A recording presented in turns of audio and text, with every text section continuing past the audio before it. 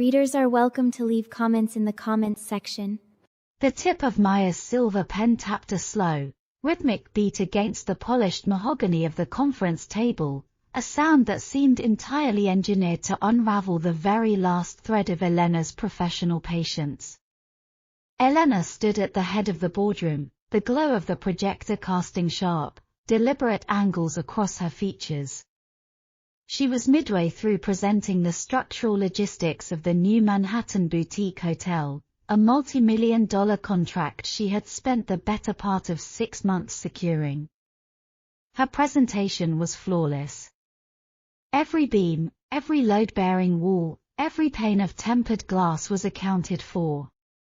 Yet, half the executives in the room were subtly stealing glances at the woman sitting halfway down the table. Maya leaned back in her oversized leather chair, her ankles crossed, an infuriatingly soft smile playing on her lips. She did not look like a typical senior architect. Instead of the standard corporate neutral tones, she wore a tailored crimson blazer that practically demanded the room's attention, her dark hair falling in loose, effortless waves around her shoulders.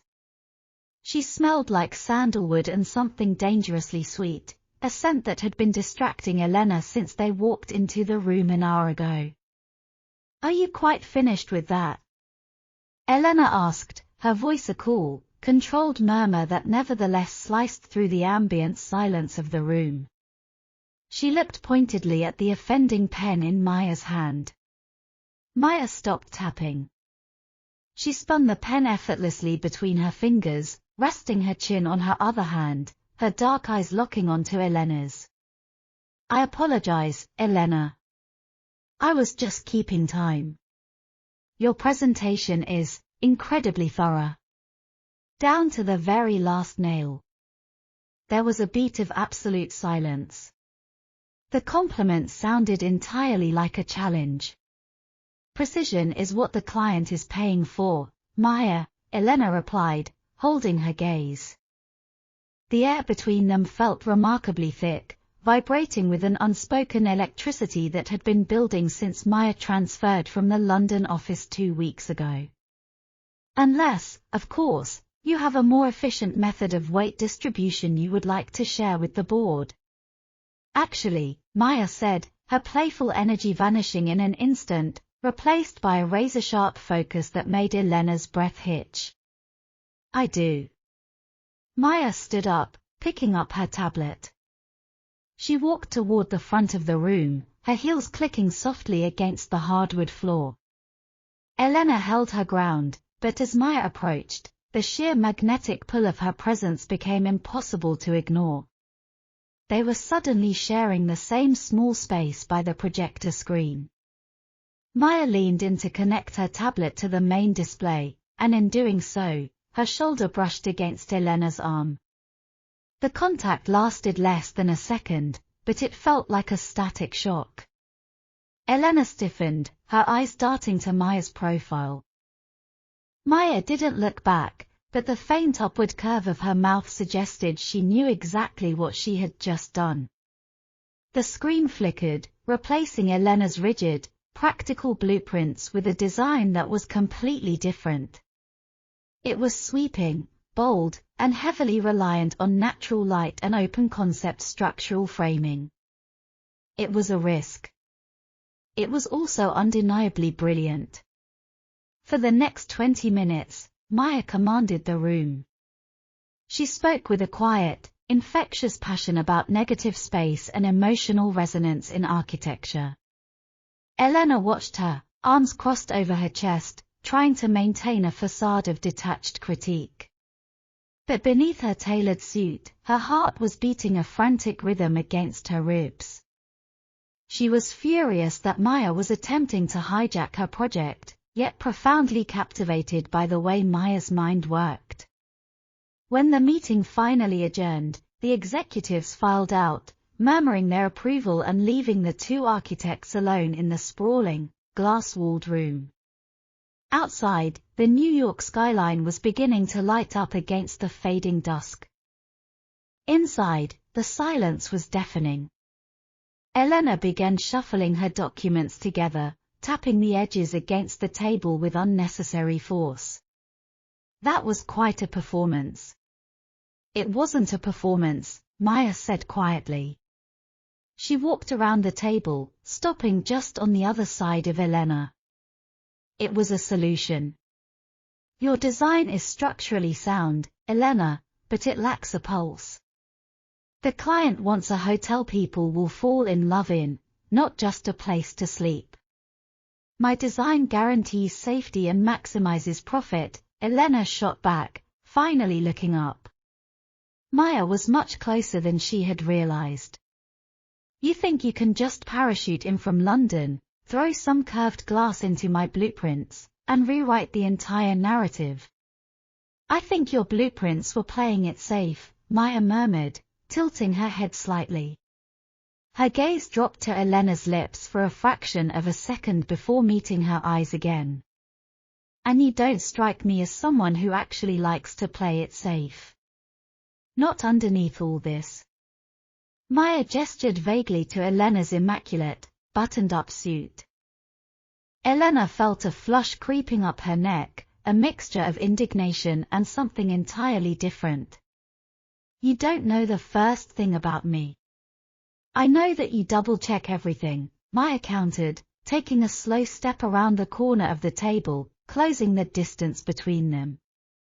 I know that you drink your coffee black because you hate relying on milk or sugar to make things palatable. And I know that when I brushed past you 5 minutes ago, your heart rate spiked. Elena's breath caught in her throat. She stepped back, but her hips hit the edge of the mahogany table, trapping her. You are arrogant, she whispered, her voice betraying a slight tremor that she despised. I am observant, Maya corrected, stopping mere inches away. The scent of sandalwood enveloped Elena entirely. Maya reached out, and for one terrifying, exhilarating moment, Elena thought she was going to touch her face. Instead, Maya's fingers lightly grazed the collar of Elena's silk shirt, adjusting a minor fold that had slipped out of place. The brush of her knuckles against Elena's collarbone sent a shockwave straight down her spine. I look forward to working with you on this project, partner, Maya whispered, her voice low and raspy. She withdrew her hand, leaving a phantom warmth lingering on Elena's skin, and turned to walk out of the boardroom. Elena stood frozen against the table, her hands gripping the wooden edge so tightly her knuckles turned white.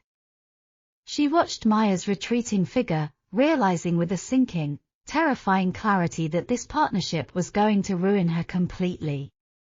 It took Elena a full 5 minutes to compose herself.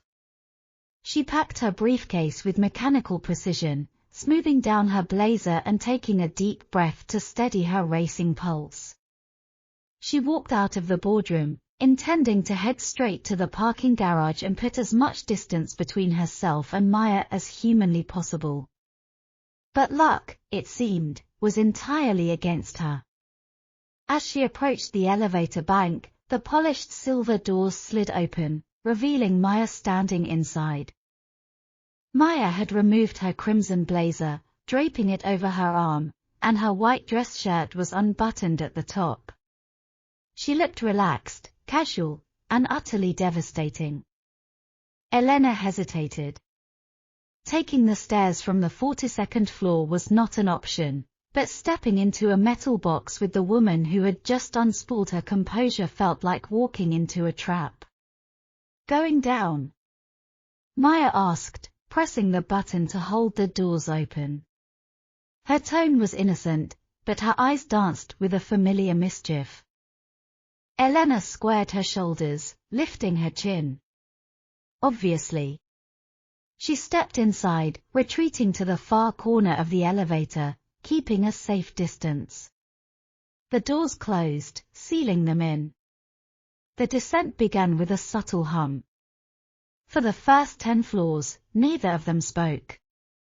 Elena stared rigidly at the digital numbers ticking downward, refusing to acknowledge the heavy, magnetic pull drawing her attention to the woman beside her. You left your fountain pen on the table. Maya broke the silence, her voice soft in the enclosed space. She reached into her pocket and pulled out Elena's black and gold pen, holding it out.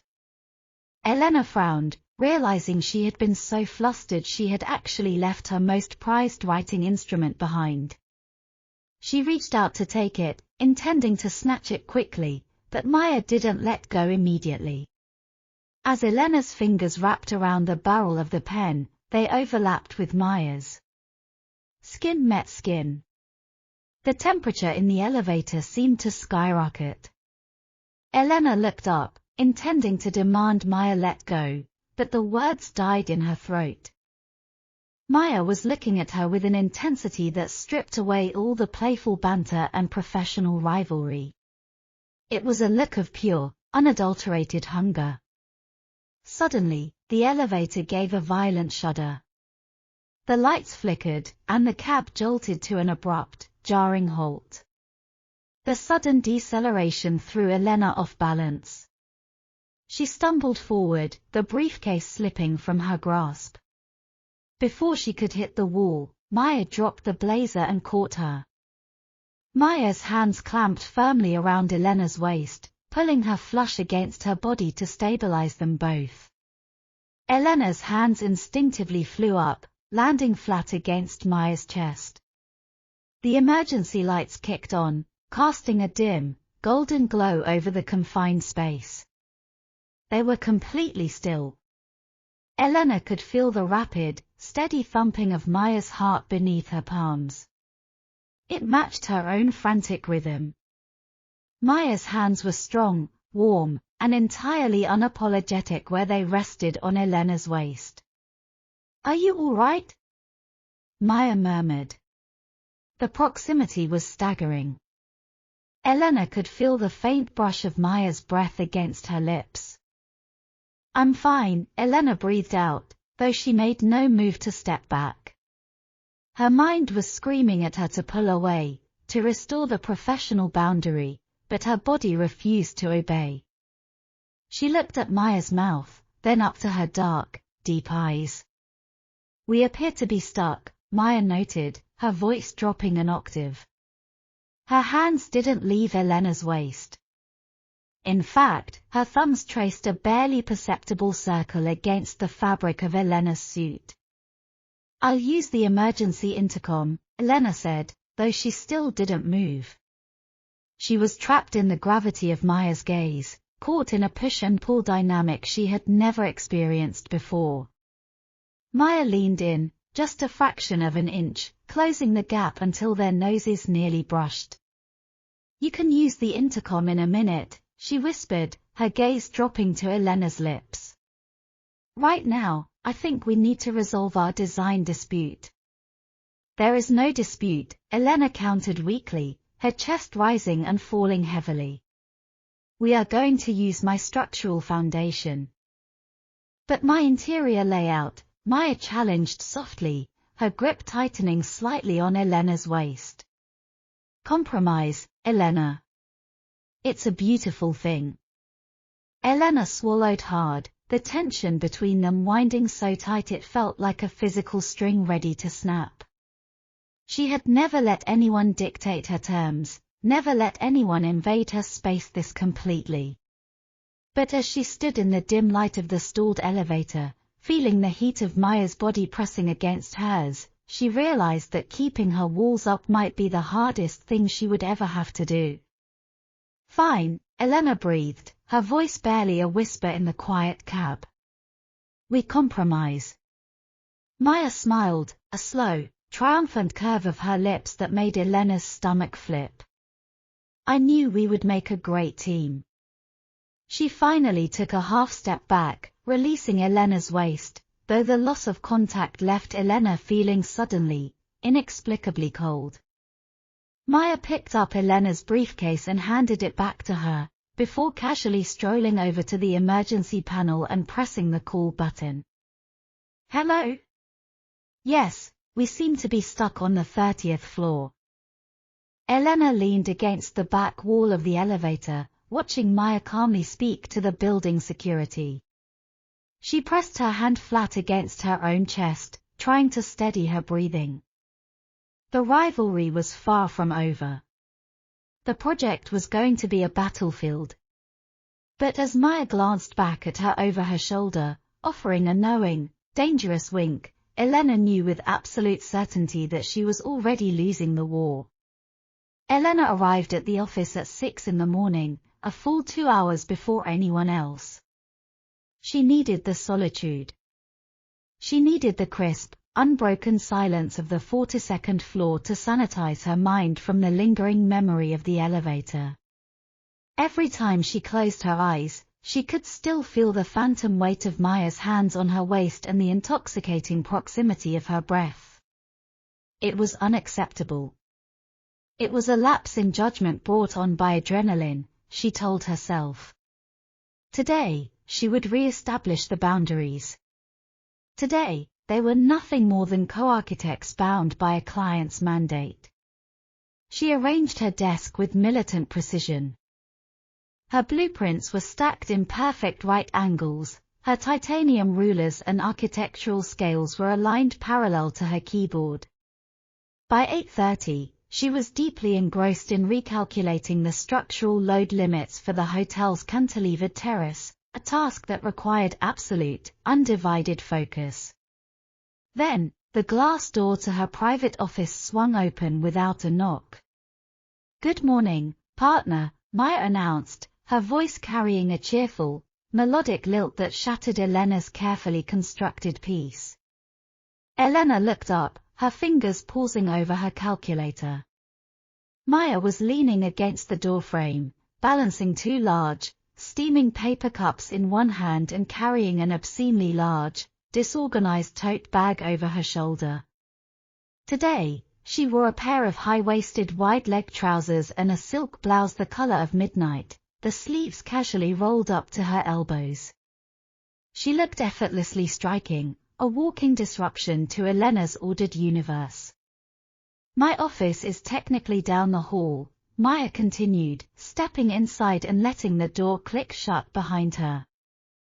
"But considering we are merging our designs, walking back and forth seems terribly inefficient. So, I'm moving in." "You are what?" Elena stood up, her perfectly rigid posture snapping into place. "Maya, this is my private workspace. There are empty collaborative suites on the 35th floor designed exactly for this purpose." "Too sterile," Maya dismissed, waving a hand in the air. She walked straight to the small, circular meeting table in the corner of Elena's office, a table Elena rarely used, preferring to keep her space sparse. Maya unceremoniously dumped her tote bag onto the chairs, pulling out rolls of tracing paper, a handful of colorful markers, and a sleek tablet. "Besides, the view from your window is vastly superior. And," she added, turning around with a devastatingly charming smile, "I brought peace offerings." Maya walked over to Elena's immaculate desk and set down one of the paper cups right next to Elena's meticulously aligned ruler. "Black coffee. Single origin Ethiopian roast. No milk, no sugar, exactly as observed." Elena stared at the cup, then up at Maya. The audacity of the woman was staggering. She wanted to refuse it, to demand Maya pack up her chaotic assortment of markers and leave. But the rich, dark aroma of the coffee was already drifting up, and Maya was looking at her with an expression that was half challenging, half hopeful. "Fine," Elena said, her voice tight, yielding a fraction of an inch. She picked up the coffee. "You can use the corner table. But I need absolute quiet for the next 3 hours to finalize these load calculations." "Not a peep," Maya promised, crossing her heart with a playful solemnity. She retreated to her newly claimed territory, and within minutes, she had spread her sketches across the entire surface, creating a vibrant, beautiful mess. For the first few hours, an uneasy truce settled over the room. The only sounds were the scratching of Elena's mechanical pencil, the tapping of her keyboard, and the occasional rustle of Maya's tracing paper. Elena tried to keep her eyes glued to her monitors, but she found her gaze betraying her, drifting over the edge of her screen to watch her new partner. Maya worked differently than anyone Elena had ever known. She didn't sit still. She paced, she hummed under her breath, she chewed on the end of her stylus, and she drew with sweeping, uninhibited motions. There was a raw, kinetic energy to her process that was entirely captivating. At one point, Maya tied her dark hair up into a messy knot using a spare pencil, exposing the elegant, pale line of her neck. Elena's breath caught momentarily, and she was forced to look away, violently erasing an error she had just made in her calculations. By late afternoon, the clear New York sky had bruised into a deep, stormy gray. The heavens opened up, unleashing a torrential downpour against the floor-to-ceiling windows. The office gradually emptied out, the ambient noise of the firm fading away until they were the only two left on the floor. Elena massaged her temples, feeling a dull ache building behind her eyes. She had been staring at the same corner joint of the blueprint for 40 minutes, unable to reconcile Maya's open-concept glass atrium with the necessary steel support beams. "You're frowning," Maya's voice broke the silence, soft and startlingly close. Elena dropped her hands. Maya was standing right beside her desk, leaning her hip against the edge. She had discarded her shoes somewhere along the way and was standing in her stockinged feet.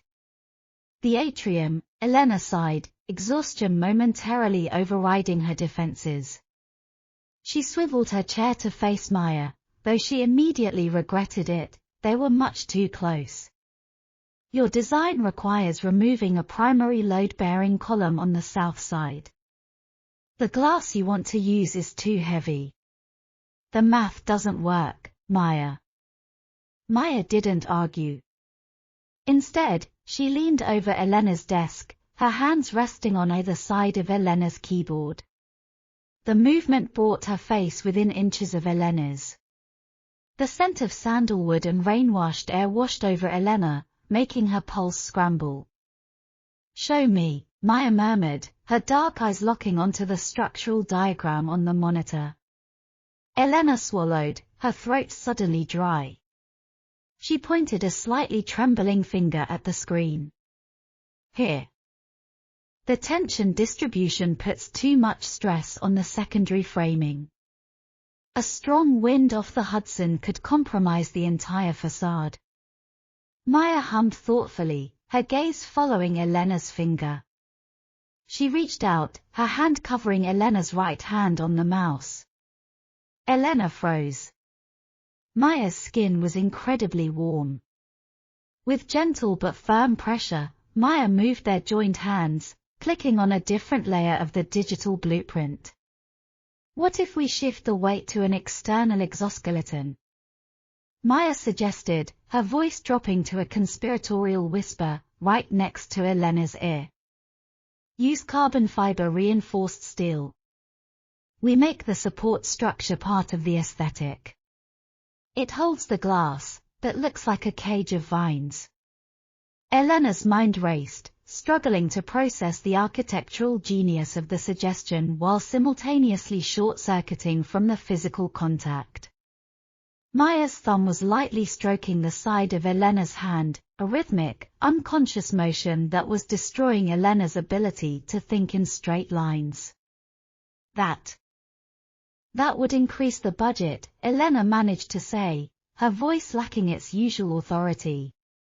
"I'll sell the client on the budget," Maya replied smoothly. She turned her head, pulling her gaze away from the screen to look directly into Elena's eyes. They were so close that Elena could see the tiny gold flecks in Maya's dark irises. "I handle the poetry, you handle the gravity. Isn't that the deal?" Elena couldn't look away. The air in the office felt dense, charged with the same electric static from the elevator. She wanted to pull her hand away from the mouse, to push her chair back and put a safe distance between them. But she didn't move. She couldn't. "You are impossible," Elena whispered, the words slipping out before she could stop them. A slow, devastatingly tender smile spread across Maya's lips. "You keep saying that. I think you're just not used to people coloring outside your lines." Maya slowly lifted her hand off Elena's, the loss of contact sending a sharp jolt of disappointment through Elena's chest. Maya stood up straight, stretching her arms above her head. "I ordered Thai food an hour ago. It should be downstairs. Let's take a break before your head explodes." Before Elena could protest, Maya turned and padded out of the office in her socks. Elena sat in her chair for a long time, staring blindly at the monitor. Her hand still felt warm where Maya had touched her. She looked over at the corner table, at Maya's vibrant, chaotic sketches contrasting violently with her own sterile environment. The lines were blurring. The rigid walls she had built around herself and her career were beginning to crack under the relentless, magnetic force of her new partner. 10 minutes later, Maya returned with a brown paper bag, smelling of lemongrass and chili. She cleared a space on Elena's pristine desk, ignoring Elena's half-hearted protests, and unpacked the containers. "Pad Thai for me, and green curry for you," Maya announced, handing Elena a pair of wooden chopsticks. "I requested extra mild because you strike me as someone who pretends to like spicy food to look tough, but actually cries when eating black pepper." Elena blinked, genuinely offended. "I do not." "Prove it," Maya challenged, taking a bite of her noodles and watching Elena with an amused glint in her eye. Elena opened the curry. It was, indeed, very mild, but she refused to give Maya the satisfaction. They ate in companionable silence for a while, the sound of the rain lashing against the glass providing a rhythmic soundtrack to the evening. The harsh fluorescent lights of the office had been turned off, leaving only the warm pool of light from Elena's desk lamp to illuminate them. It felt intimate. Too intimate for a workplace. Too intimate for two women who had been at each other's throats just yesterday. "Why did you leave London?" Elena asked suddenly, breaking the quiet. She hadn't meant to pry, but the question had been burning in her mind. A rising star like Maya didn't just abandon the European headquarters without a reason. Maya paused, her chopsticks hovering over her carton. The playful energy dimmed slightly, replaced by a fleeting shadow of vulnerability. "London got a bit too predictable," Maya said carefully. She looked out the dark window at the blurred city lights. "I was designing variations of the same modern glass box over and over. My firm wanted compliance, not creativity. I needed a storm. I needed a challenge." Maya turned her head, her gaze drifting back to Elena, locking onto her with an intensity that made the breath catch in Elena's throat. "And did you find one?" Elena asked softly, her heart hammering against her ribs. Maya leaned forward, resting her chin on her hand, a soft, dangerous smile returning to her lips. She reached across the desk, her fingers lightly brushing against the cuff of Elena's crisp white shirt. "Oh, Elena," Maya whispered, her voice a velvet caress in the dimly lit room. "I think I found the biggest challenge of my life." The storm raged outside, but inside the small, glass-walled office, Elena knew with terrifying certainty that she was the one standing directly in the path of the hurricane, and for the first time in her life, she had no desire to run for cover. The site of the future hotel was currently a sprawling, dilapidated warehouse in the meatpacking district. It smelled of old brick, damp earth, and decades of industrial abandonment. Sunlight filtered through the grimy skylights in thick, dusty beams, highlighting the rust on the exposed iron girders. Elena stood near the entrance, her arms crossed tight against her chest, looking entirely out of place. She wore a tailored charcoal pantsuit and practical, yet undeniably expensive, black pumps.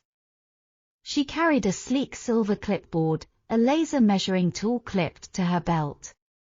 She was a vision of corporate sterility dropped into a scene of urban decay. "You look terrified," Maya's voice echoed through the cavernous space, punctuated by the crunch of debris under her heavy leather boots. Maya emerged from the shadows of the far wall, carrying a large roll of blueprints under one arm and a flashlight in the other. She had dressed for the occasion, dark denim jeans, a fitted black turtleneck, and a vintage leather jacket that made her look ruggedly, devastatingly cool. She had her dark hair tied back in a neat, tight braid. "I am not terrified, Maya," Elena said, her voice crisp and defensive. "I am assessing the foundational integrity. And noting that we will need to quadruple the budget for asbestos removal." "Always the romantic," Maya teased, walking over and stopping a deliberate 2 feet away from Elena. She leaned in, lowering her voice. "Admit it. You hate the dirt." Elena shot her a withering glare, though the effect was ruined by the slight flush creeping up her neck. Maya was too close, smelling of rain, leather, and that intoxicating sandalwood. It had been 3 weeks since Maya invaded her office, 3 weeks of shared coffee, heated debates over load distributions, and agonizingly subtle touches that left Elena feeling perpetually off balance. "I prefer controlled environments," Elena corrected stiffly. "Now, if you are finished mocking me, I need to take the laser measurements for the north-facing columns. According to your wildly optimistic atrium design, those columns need to support 3 times the standard weight." "They'll hold," Maya said confidently, turning to shine her flashlight toward the far corner of the warehouse. "Come on. The best structural anchors are over here. Watch your step, partner." Maya led the way, navigating the uneven floor with practiced ease.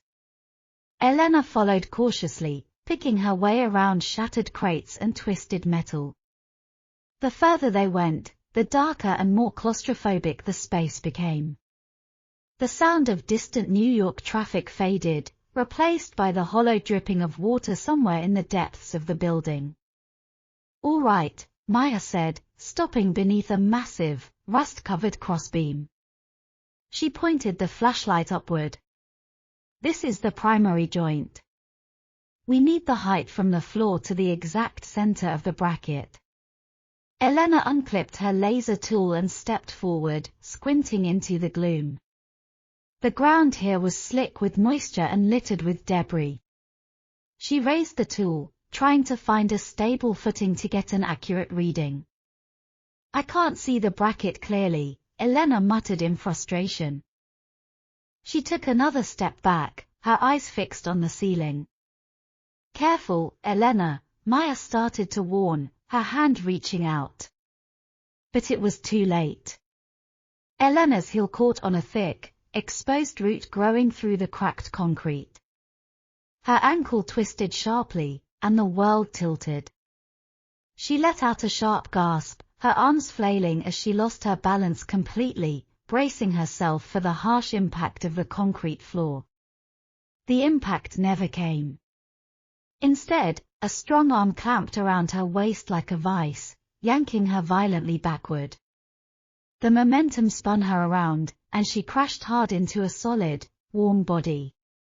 Elena gasped, dropping the laser tool as she instinctively grabbed onto the lapels of Maya's leather jacket to steady herself. "I've got you," Maya breathed heavily, her voice right next to Elena's ear. They were pressed together in the dim, dusty light. Elena's back was arched, supported entirely by the rigid strength of Maya's arm around her waist. Her hands were clutching Maya's jacket, her face buried in the crook of Maya's neck. The scent of sandalwood and something distinctly, intoxicatingly feminine flooded Elena's senses. For a long, agonizing moment, neither of them moved. Elena could feel the rapid, frantic beat of Maya's heart hammering against her own chest. Her ankle throbbed with a dull ache, but the pain was entirely eclipsed by the searing heat of Maya's body pressed so intimately against hers. "Are you okay?" Maya whispered, her voice rough and uneven. Her other hand came up, gently cupping the back of Elena's neck, a thumb lightly stroking her hairline. It was a gesture of such profound, unexpected tenderness that Elena felt a sudden, terrifying urge to cry. "I'm fine," Elena managed to choke out, though she made absolutely no effort to pull away. Her fingers tightened their grip on Maya's jacket. She closed her eyes, allowing herself, just for a second, to surrender to the overwhelming physical presence of the woman holding her. "You're shaking," Maya murmured, her breath warm against Elena's skin. Slowly, deliberately, Maya shifted her stance, pulling Elena fully upright but keeping her tightly enclosed in her arms. She looked down at Elena, her dark eyes flashing with an intensity that burned through the gloom of the warehouse. "I said I'm fine," Elena repeated, her voice trembling slightly as she looked up to meet Maya's gaze. The air between them was electric, heavy with unspoken desire and the sudden, terrifying collapse of every professional boundary Elena had ever built. Maya's gaze dropped to Elena's lips. The thumb on the back of Elena's neck applied a gentle pressure, tilting her head up just a fraction of an inch. Elena's breath caught in her throat. She parted her lips slightly, her mind going entirely blank. She wanted it. God help her, she wanted Maya to kiss her right there in the dust and the ruin. A loud, metallic crash echoed from the front of the warehouse, followed by the gruff shouting of construction workers. The spell shattered instantly. Elena jumped back as if she had been burned, her cheeks flushing furiously in the darkness. Maya dropped her arms, taking a slow step back, though her chest was still heaving, and her eyes remained locked on Elena with a hungry, predatory intensity. "The structural engineers are here," Maya said, her voice strained, completely lacking its usual playful cadence. "Right," Elena stammered, frantically brushing invisible dust off her suit. She bent down, wincing slightly as her ankle protested, and snatched the laser tool off the floor. I need to go talk to them." Elena didn't wait for a response. She turned and practically fled toward the front of the building, her heart pounding a frantic rhythm in her ears, leaving Maya standing alone in the shadows. 2 hours later, the skies over Manhattan broke open, unleashing a torrential, freezing rain. The site visit was abruptly cancelled. The workers scattered, leaving Elena and Maya stranded under the small awning of a nearby, dimly lit dive bar, waiting for a cab that seemed determined never to arrive. Elena shivered, wrapping her arms tightly around herself. Her suit was damp, her ankle was throbbing, and her nerves were completely frayed. Every time she glanced at Maya, she remembered the feeling of being held in the dark, the heat of Maya's breath, the heavy, undeniable tension that had almost culminated in a kiss. "You're freezing," Maya observed quietly. Before Elena could protest, Maya slipped off her vintage leather jacket and draped it over Elena's shoulders. The jacket was incredibly heavy, radiating Maya's body heat and smelling intensely of her perfume. "I don't need this," Elena tried to argue, shivering violently. "Shut up and wear the jacket, Elena," Maya said, her voice unusually stern. She looked down the rain-slicked street. "There are no cabs. We're going inside." Maya grabbed Elena's elbow and steered her through the heavy wooden door of the dive bar. It was dark, smelling of stale beer and old wood. A few patrons sat hunched over the counter, bathed in the neon glow of a beer sign. Maya led them to a secluded booth in the back corner, sliding into the worn leather seat. Sit. Take the weight off your ankle. Elena obeyed, sinking into the booth and pulling the leather jacket tighter around herself.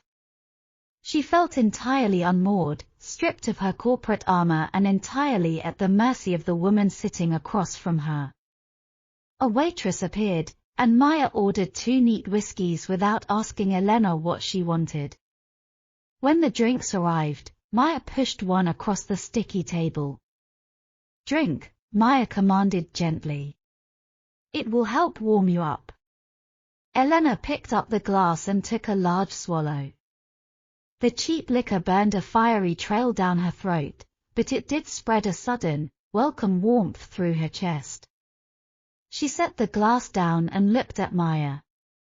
Maya was watching her intently, her dark eyes studying Elena's face with a frightening level of perception. Why do you push everyone away? Maya asked softly, her voice cutting through the low murmur of the bar. Elena stiffened. I don't push people away. I maintain professional boundaries. Elena, Maya sighed, leaning across the small table.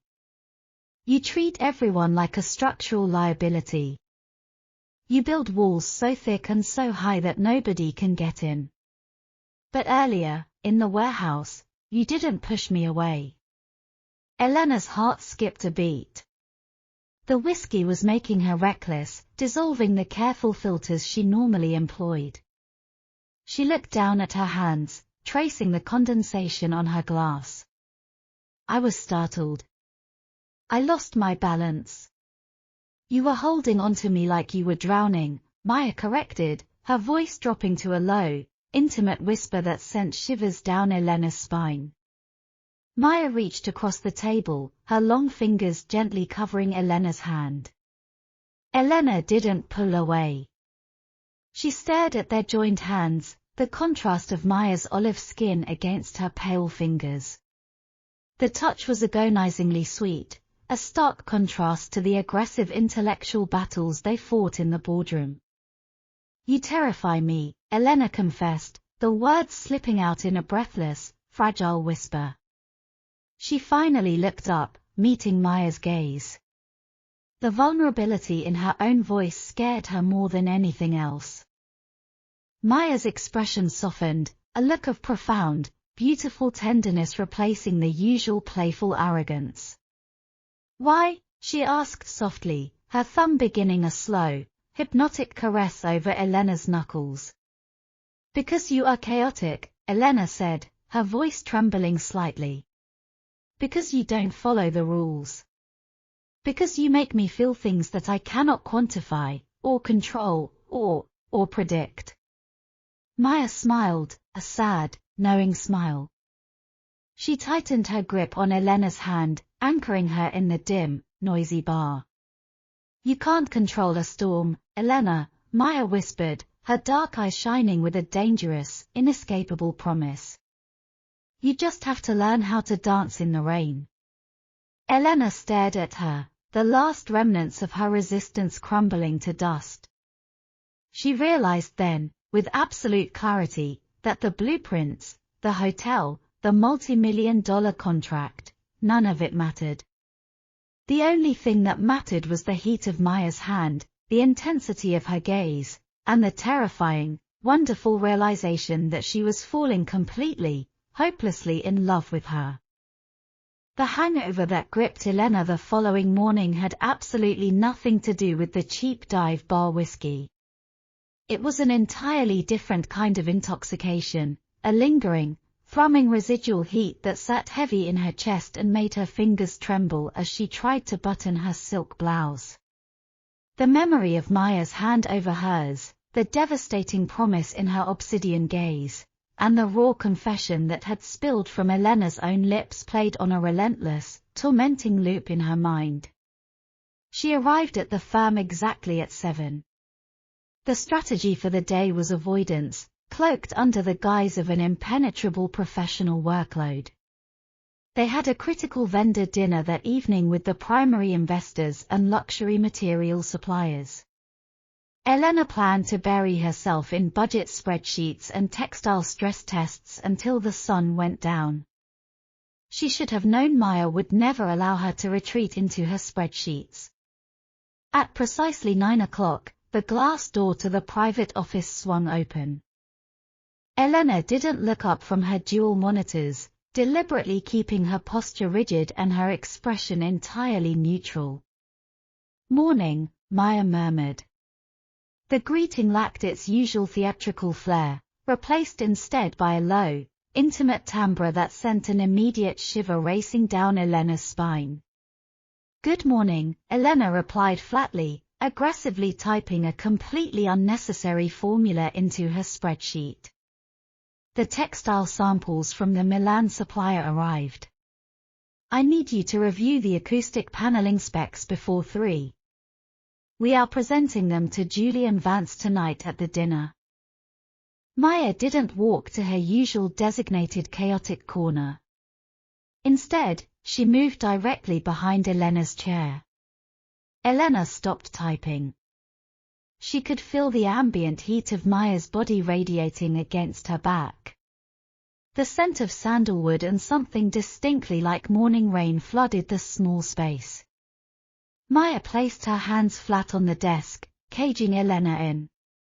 She leaned down, bringing her face right next to Elena's ear.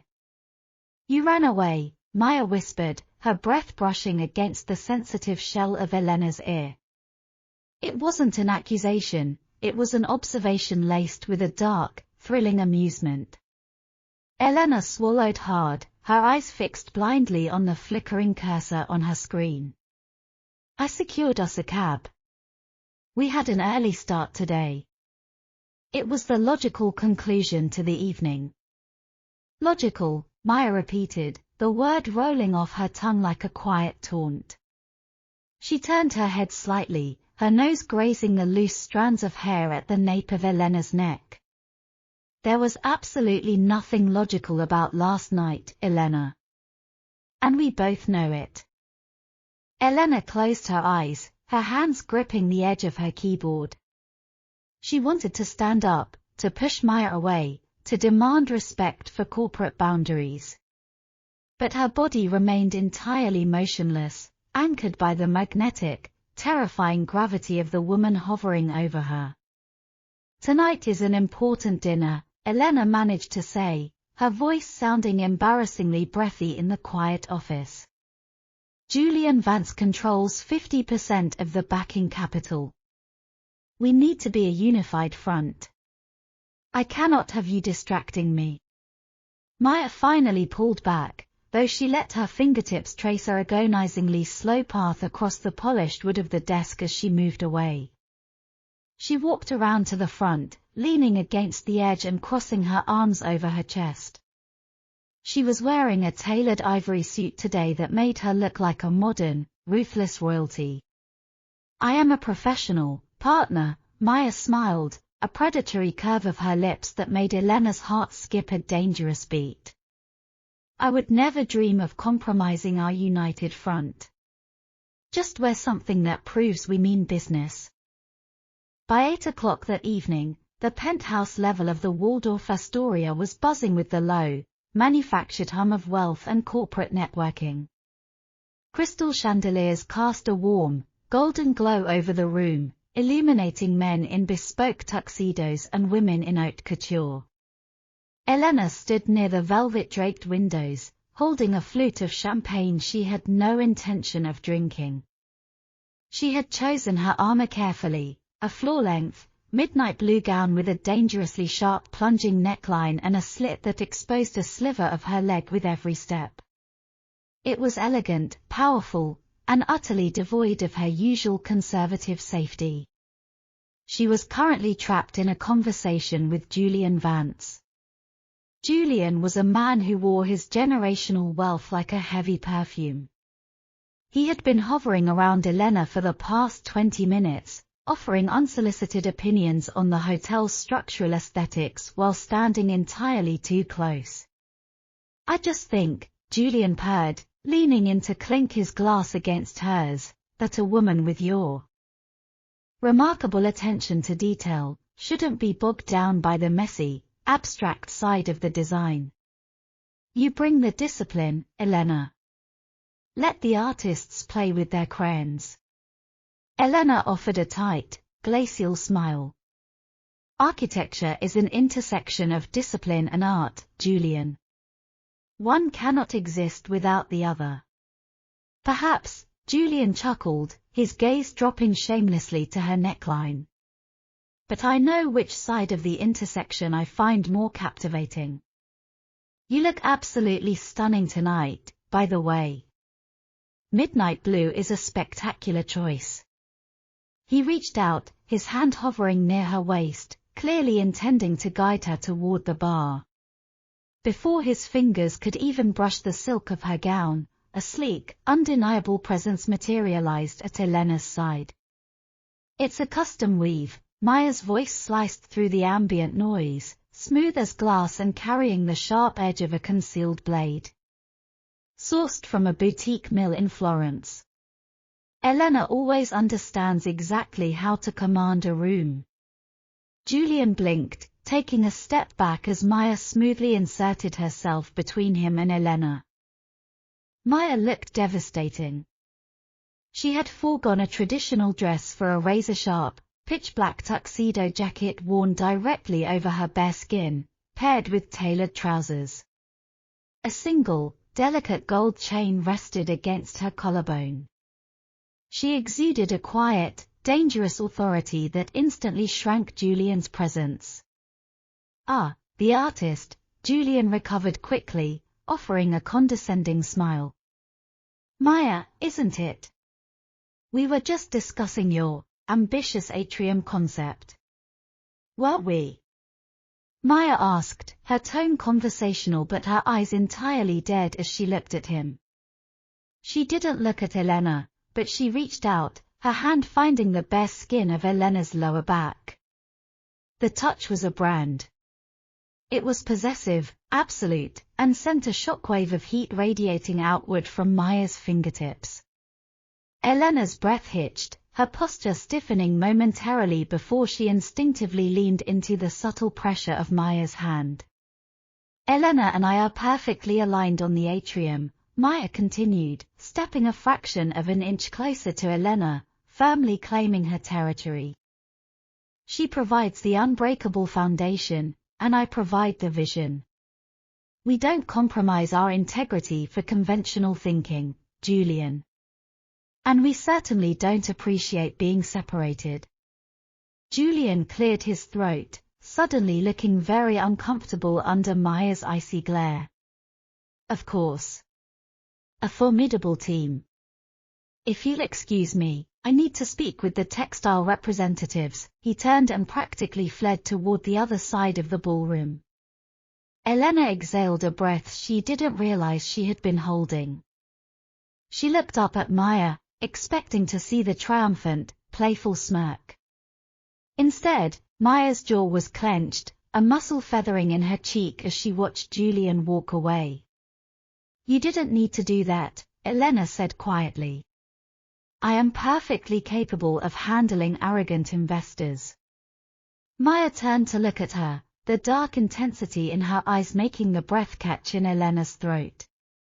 The grip on Elena's lower back tightened slightly, drawing her just a millimeter closer.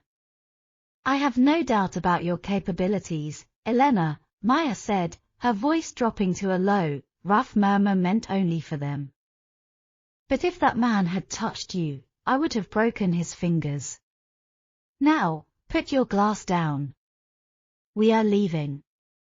Without waiting for a response, Maya applied pressure to the small of Elena's back, guiding her away from the glittering crowd, past the ice sculptures and the string quartet, and toward the heavy glass doors that led to the private rooftop terrace. The moment the doors clicked shut behind them, the oppressive noise of the gala was muted, replaced by the howling rush of the Manhattan night wind. The terrace was deserted, bathed in the silver light of a crescent moon and the sprawling, neon matrix of the city below. The air was crisp and biting, a sharp contrast to the suffocating heat of the ballroom. Elena barely had time to register the chill before Maya stepped into her space, forcing Elena to back up until her shoulder blades hit the cool, reinforced glass of the balcony barrier. They were completely alone, suspended hundreds of feet above the city streets. Maya stood perfectly still, trapping Elena between the barrier and her own body. She raised a hand, her knuckles gently brushing against the side of Elena's neck, tracing the delicate line of her jaw. The metal of Maya's rings felt cold against Elena's flushed skin, igniting a trail of fire in its wake. "You are driving me insane," Maya whispered, her voice rough, stripped of all its polished confidence. She stepped closer, stepping into the space between Elena's feet, their bodies aligning perfectly. Elena's heart was hammering violently against her ribs. The intoxicating scent of sandalwood and champagne wrapped around her like a heavy blanket. She looked up into Maya's eyes, seeing a reflection of her own desperate, unspooling desire mirrored in the dark depths. "I'm not doing anything," Elena breathed, her voice betraying the severe tremor wrecking her body. "You're doing everything," Maya countered softly, her thumb brushing over Elena's lower lip, parting it slightly. "You sit at that desk, building your perfect, rigid little walls, pretending that this," Maya gestured between them, "the proximity almost unbearable, isn't consuming every single thought in your head." "Maya," Elena pleaded, though she wasn't sure what she was asking for. She reached up, her hands finding the lapels of Maya's tuxedo jacket, gripping the expensive fabric to keep her knees from buckling. "Tell me to stop," Maya challenged, her voice dropping to a dangerous, gravelly whisper. She leaned down, her lips hovering barely a millimeter above Elena's. Elena could feel every intake of Maya's breath. "Tell me to step back. Tell me you just want to be partners. Say the words, Elena, and I swear I will walk back inside and never cross the line again." Elena stared into the eyes of the woman who had systematically dismantled her life over the past month. She thought about the pristine spreadsheets, the safe, quiet solitude she had always guarded so fiercely. And then she felt the searing heat of Maya's body pressing against hers, the raw, beautiful vulnerability in her gaze. "I can't," Elena confessed, a tear breaking free and sliding down her cheek, a surrender she could no longer fight. "I don't want you to stop." Maya let out a ragged breath, closing her eyes in sheer relief. Her hands slid from Elena's jaw down to her waist, pulling her flush against her. The impact of their bodies colliding sent a shockwave straight to Elena's core. Maya tilted her head, capturing Elena's lips in a kiss that obliterated the rest of the world. It wasn't a gentle exploration, it was a collision. It was desperate and demanding, tasting of expensive champagne and unchecked hunger. Elena gasped into the kiss, her hands instantly sliding up from the lapels of the jacket to tangle in Maya's dark hair, pulling her closer, deeper. Maya groaned, a low, guttural sound that vibrated against Elena's chest. Her hands gripped Elena's hips with bruising force, lifting her slightly, pressing her back against the glass barrier. The kiss deepened, turning frantic and wet. Maya's tongue swept across Elena's lower lip, demanding entrance, which Elena granted with absolute, unconditional surrender. Every wall, every boundary, every logical defense Elena had ever built burned to the ground in a matter of seconds. She felt entirely unmade, anchored to the earth only by the fierce, possessive grip of Maya's hands. They broke apart for air, both of them gasping, their foreheads resting against each other. Elena's eyes remained closed, her chest heaving as she tried to process the sheer magnitude of what had just happened. Maya pressed a soft, lingering kiss to the corner of Elena's mouth, then trailed down to the sensitive skin just below her ear. "You are beautiful," Maya murmured against her skin, her breath hot and ragged. "And you belong to me. Not to Julian. Not to this firm. To me." Elena shivered, a fresh wave of desire pooling low in her stomach. She opened her mouth to reply, to agree, to pull Maya back in for another devastating kiss. Suddenly, the sharp, shrill ringtone of a cell phone shattered the heavy silence of the terrace. Elena jumped, reality crashing back down on her like a bucket of ice water. She pulled back slightly, her eyes flying open. Maya cursed under her breath, a venomous, uncharacteristic profanity, dropping her forehead onto Elena's shoulder in frustration. The phone kept ringing from the pocket of Maya's trousers. "You have to answer that," Elena whispered, her voice incredibly shaky. She slowly lowered her hands from Maya's hair, her fingers lingering for a second before retreating. Maya let out a long, heavy sigh, stepping back just enough to retrieve the phone. She glanced at the screen, her expression darkening instantly. "It's the head of the London office."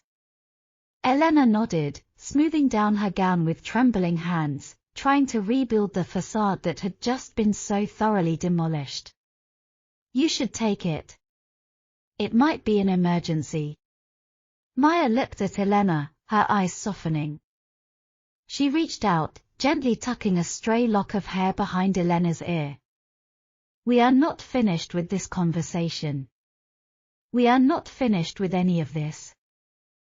"I know," Elena replied softly, a small, genuine smile breaking through her anxiety.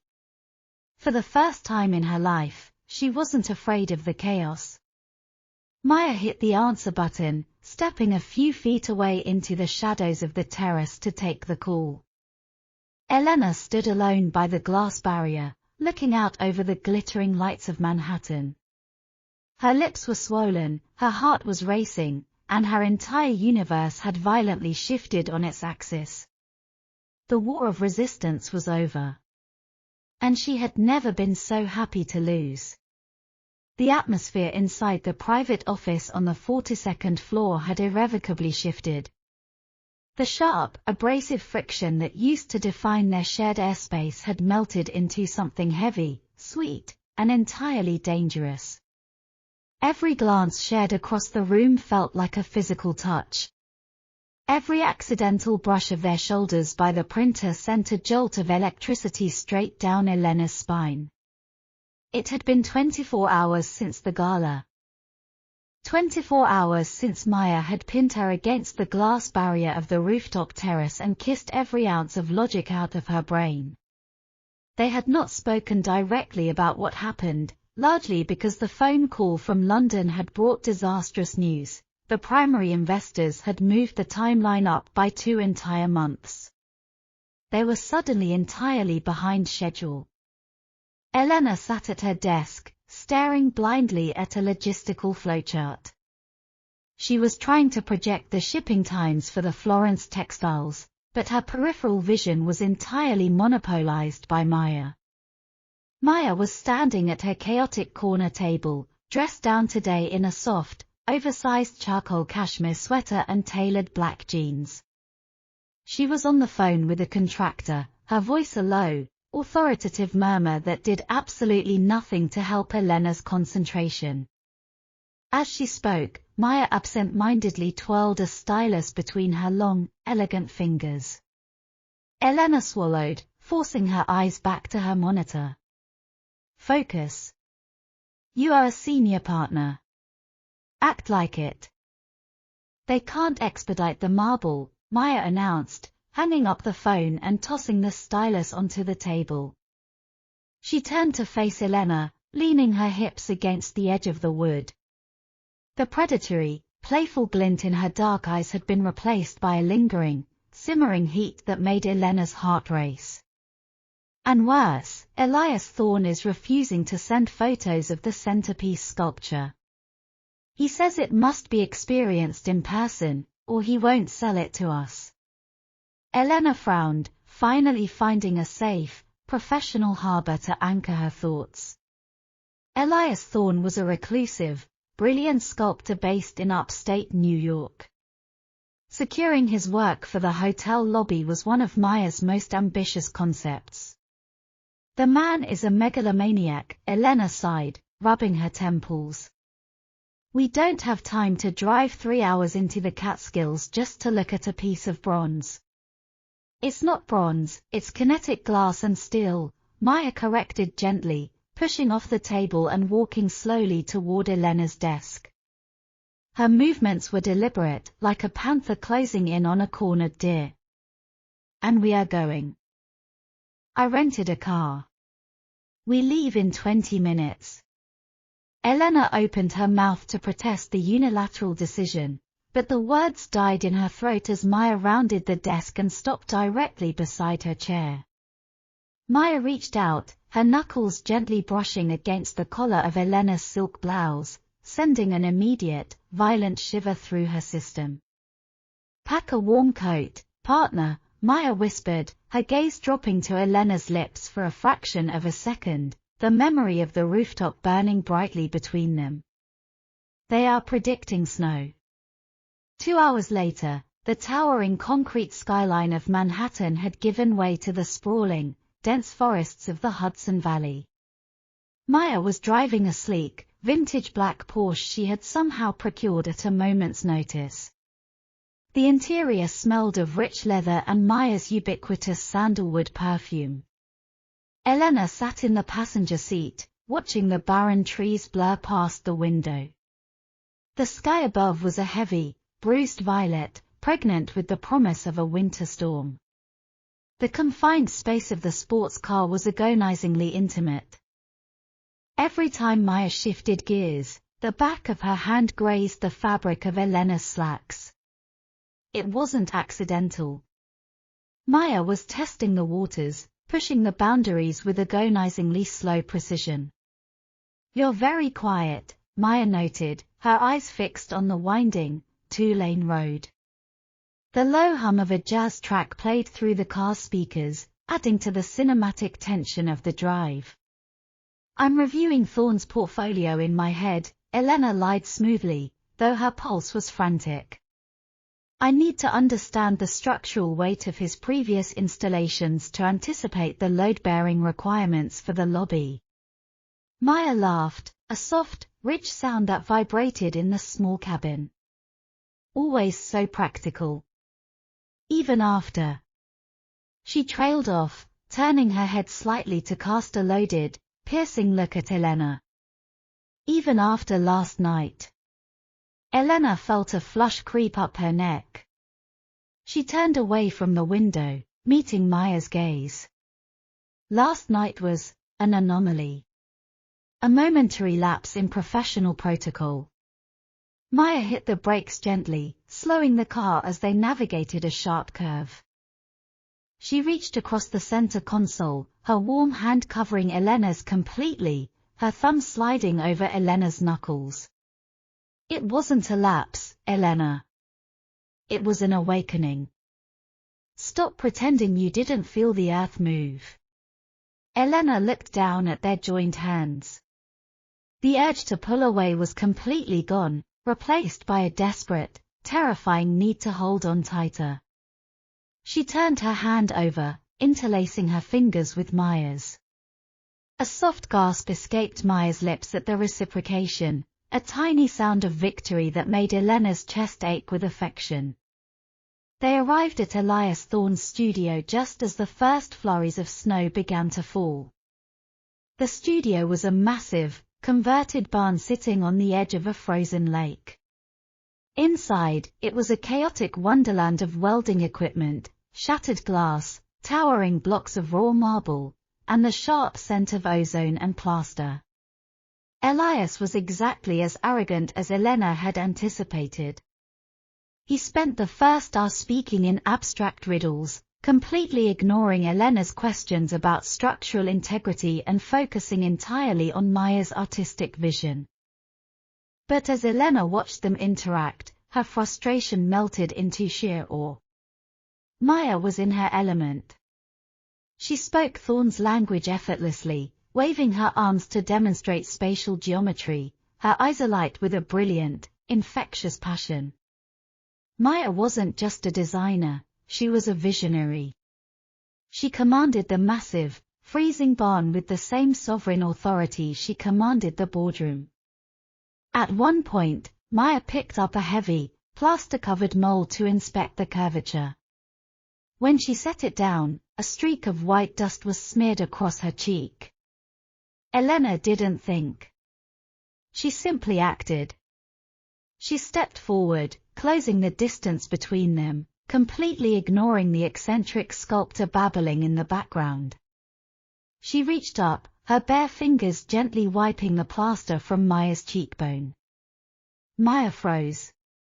Her breath hitched, her dark eyes widening slightly as she looked down at Elena. The air in the freezing barn suddenly felt scorching hot. Elena's thumb lingered on Maya's skin, tracing the sharp angle of her jawline.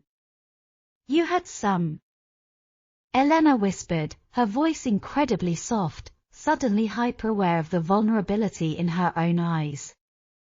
"Thank you," Maya breathed back, leaning imperceptibly into the touch. For a moment, the entire world narrowed down to the space between them. By the time they finalized the purchase of the sculpture, the gentle snow flurries had transformed into a blinding, ferocious blizzard. Maya navigated the Porsche back onto the main road, her knuckles white on the steering wheel as the tires struggled for traction against the rapidly accumulating ice. The visibility was near zero.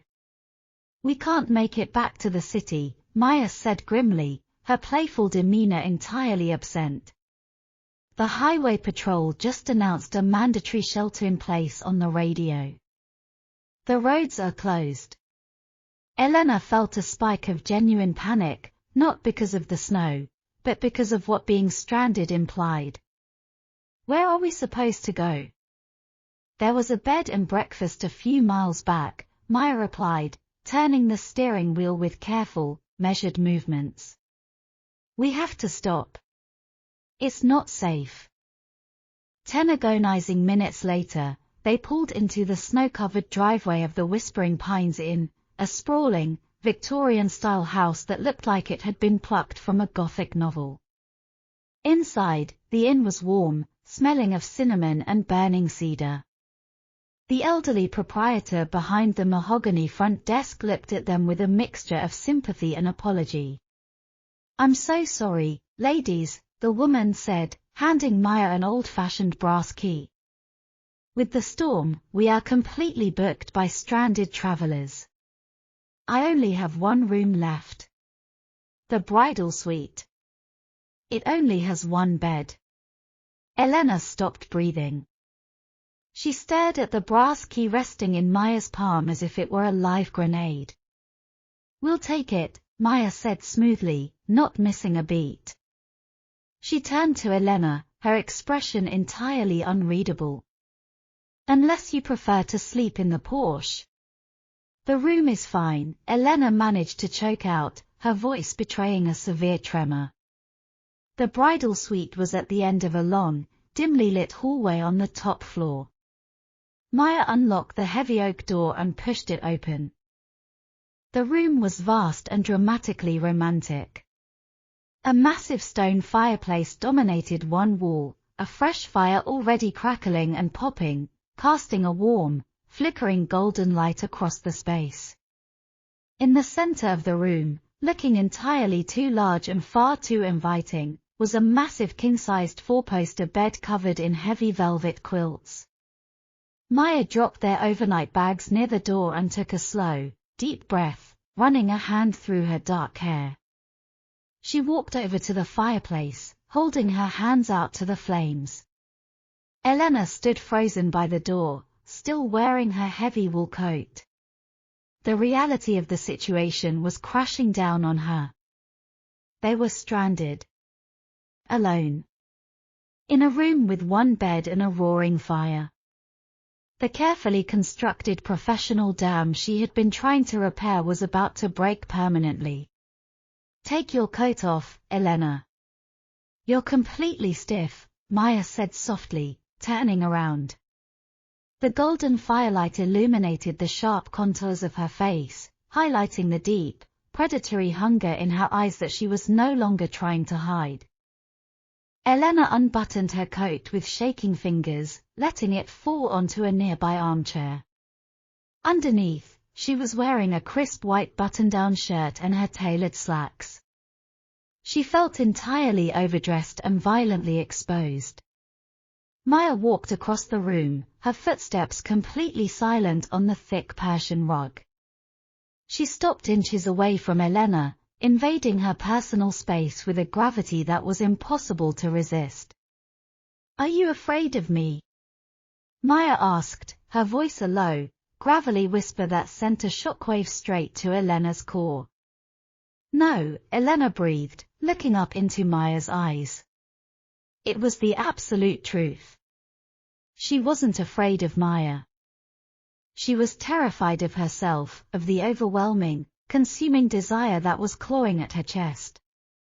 Maya raised her hands, gently grasping the lapels of Elena's white shirt. "You're shivering."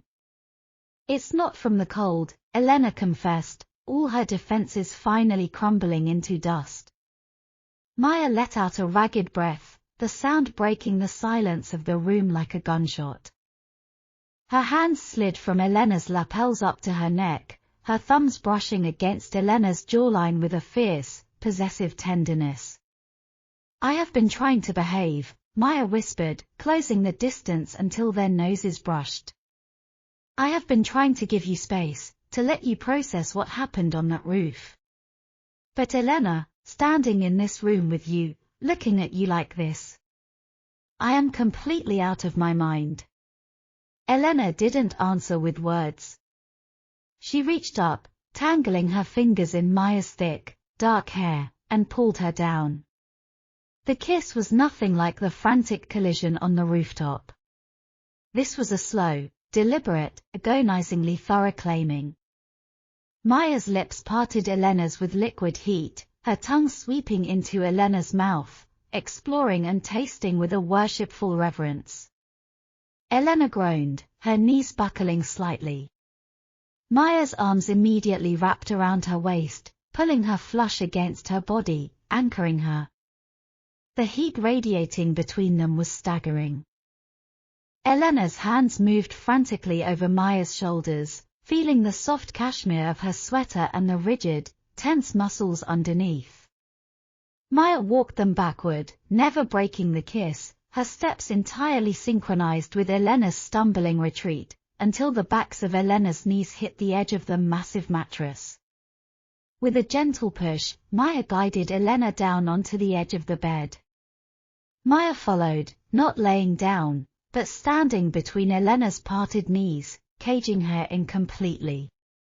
She leaned over, her mouth leaving Elena's lips to trail a line of scalding kisses down her jawline, moving to the sensitive skin of her neck.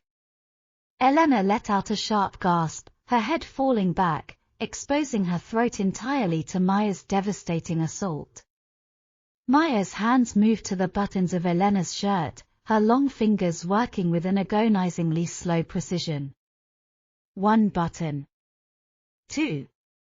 The cool air of the room hit Elena's heated skin, but it was immediately replaced by the searing heat of Maya's mouth pressing against her collarbone. "Maya." Elena whimpered, her hands gripping Maya's waist, completely unmoored by the sensory overload.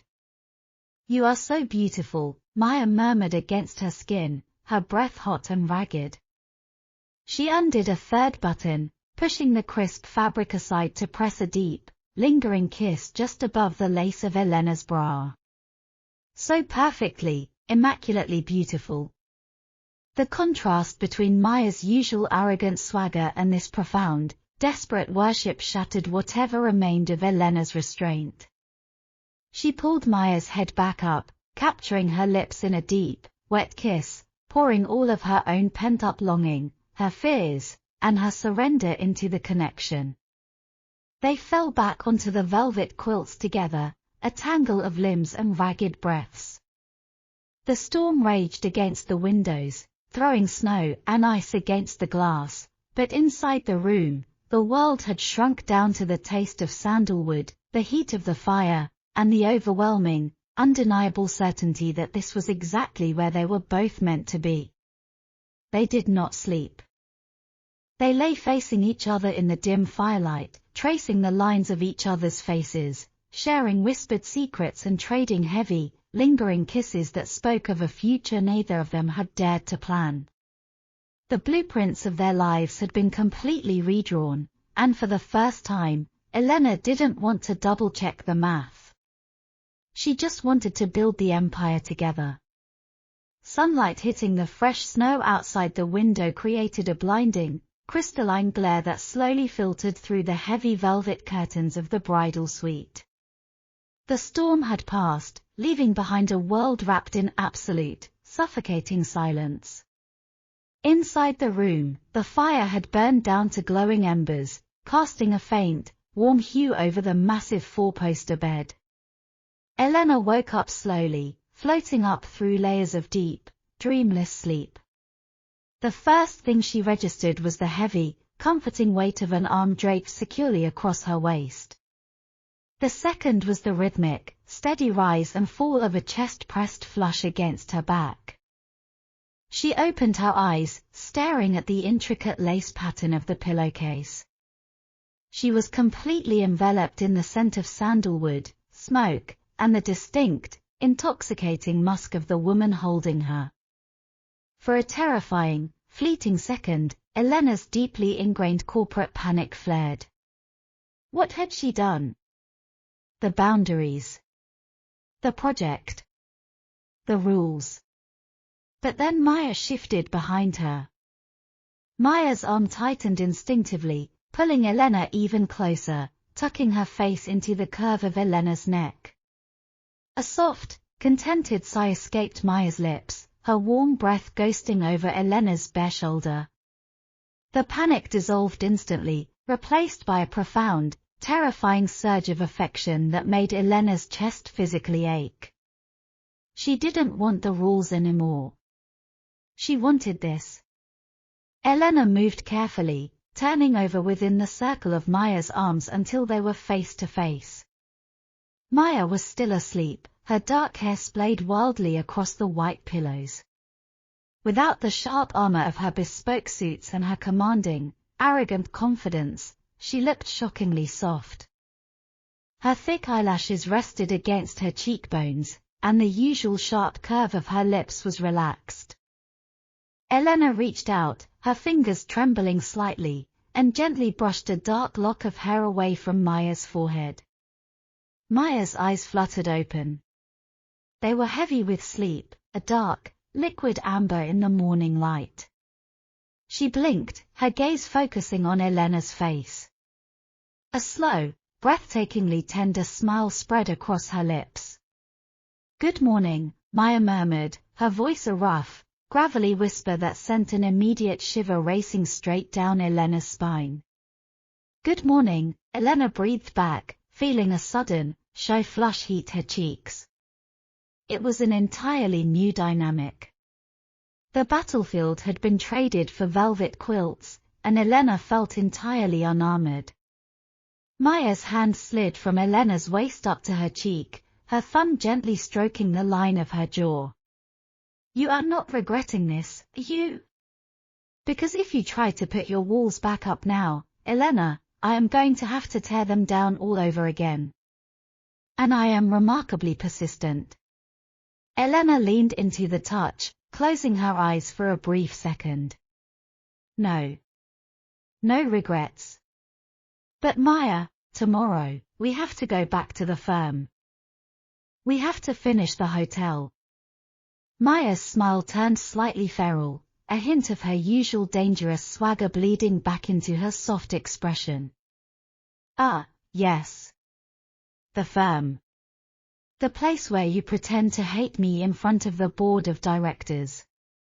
She leaned forward, pressing a lingering, searing kiss to Elena's collarbone. I think I might enjoy the pretending. It makes the reality so much sweeter. The drive back to Manhattan later that afternoon was a study in excruciating restraint. The roads had been cleared, but the tension inside the vintage Porsche was thicker than the snowbanks lining the highway. They had silently agreed to keep their sudden shift in dynamic a secret. A public relationship between two senior partners actively managing a multi-million-dollar flagship project would trigger an immediate internal review from the board, and likely a transfer for one of them. Neither of them was willing to sacrifice the hotel, and neither was willing to let the other go. By Tuesday morning, the transition back into their professional skins was complete. Elena sat at the head of the polished mahogany table in the main boardroom, her charcoal suit perfectly pressed, her expression arranged into a mask of polite, glacial indifference. She was leading the preliminary budget review for the lobby's structural modifications. The room was full of senior executives, accountants, and junior architects furiously typing on their laptops.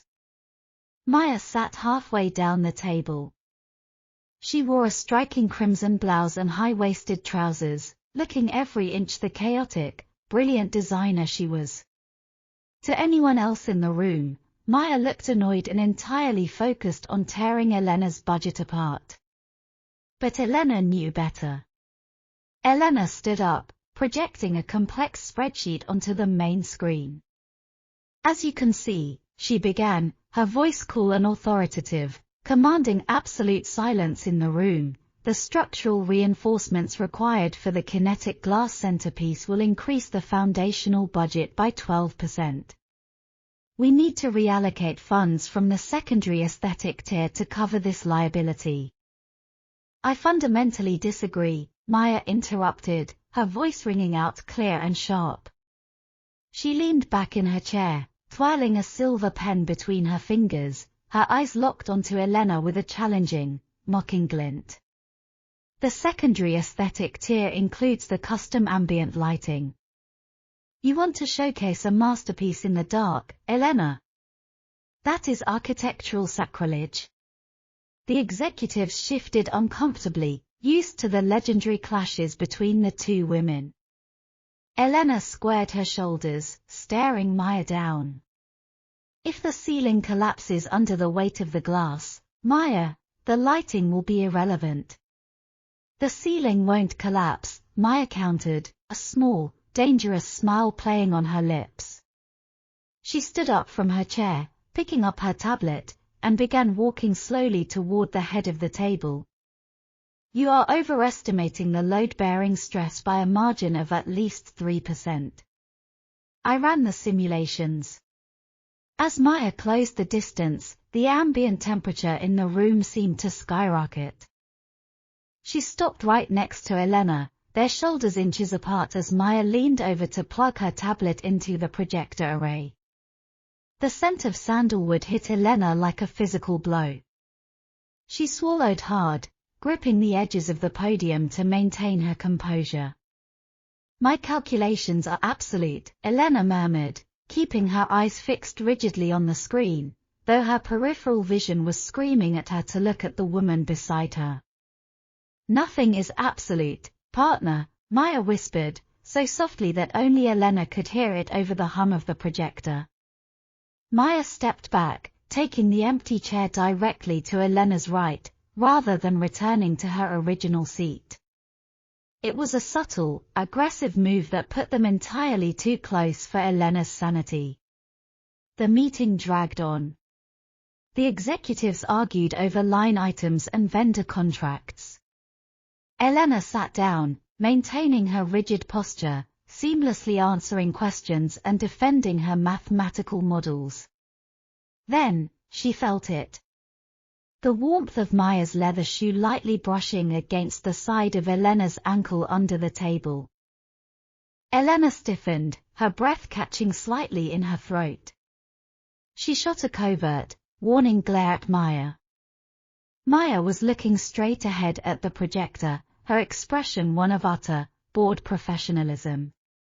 She was nodding thoughtfully at something the head accountant was saying. But under the heavy mahogany table, concealed by the long drape of the tablecloth, Maya's shoe moved again. This time, it didn't just brush. The toe of Maya's shoe hooked gently around Elena's ankle, pulling her leg an inch closer. Elena's heart began to hammer a frantic rhythm against her ribs. She shifted in her chair, trying to pull away, but Maya was relentless. A moment later, Maya's shoe retreated, only to be replaced by something infinitely more dangerous. The warmth of a hand. Maya had casually rested her left arm under the table, her long fingers finding the knee of Elena's tailored trousers. The touch was light, but it burned through the fabric like a branding iron. Elena, regarding the supplier from Milan, Julian Vance, the arrogant investor from the gala, spoke up from the other end of the table. Are we confident they can meet the revised timeline? We. Elena started, her voice suddenly an octave higher than normal. She cleared her throat, digging her fingernails into the palms of her hands. Yes. We have a guaranteed delivery contract. Under the table, Maya's fingers began to move. She slowly, deliberately traced a circle against the sensitive side of Elena's knee. It was a maddening, agonizingly slow caress that sent electric shocks shooting straight up Elena's thigh. And if they default? Julian pressed. Then we invoke the penalty clause, Elena replied, her voice tightening. She tried to casually swat Maya's hand away under the table, but Maya simply caught Elena's wrist, her thumb pressing firmly against the erratic, racing pulse there. Maya turned her head slowly, finally looking at Elena. Her dark eyes were entirely unreadable to the rest of the room, but to Elena, they were screaming with a wicked, possessive amusement. Maya released Elena's wrist, moving her hand slightly higher up Elena's thigh, her thumb pressing firmly against the fabric. A tiny, choked gasp escaped Elena's lips before she could stop it.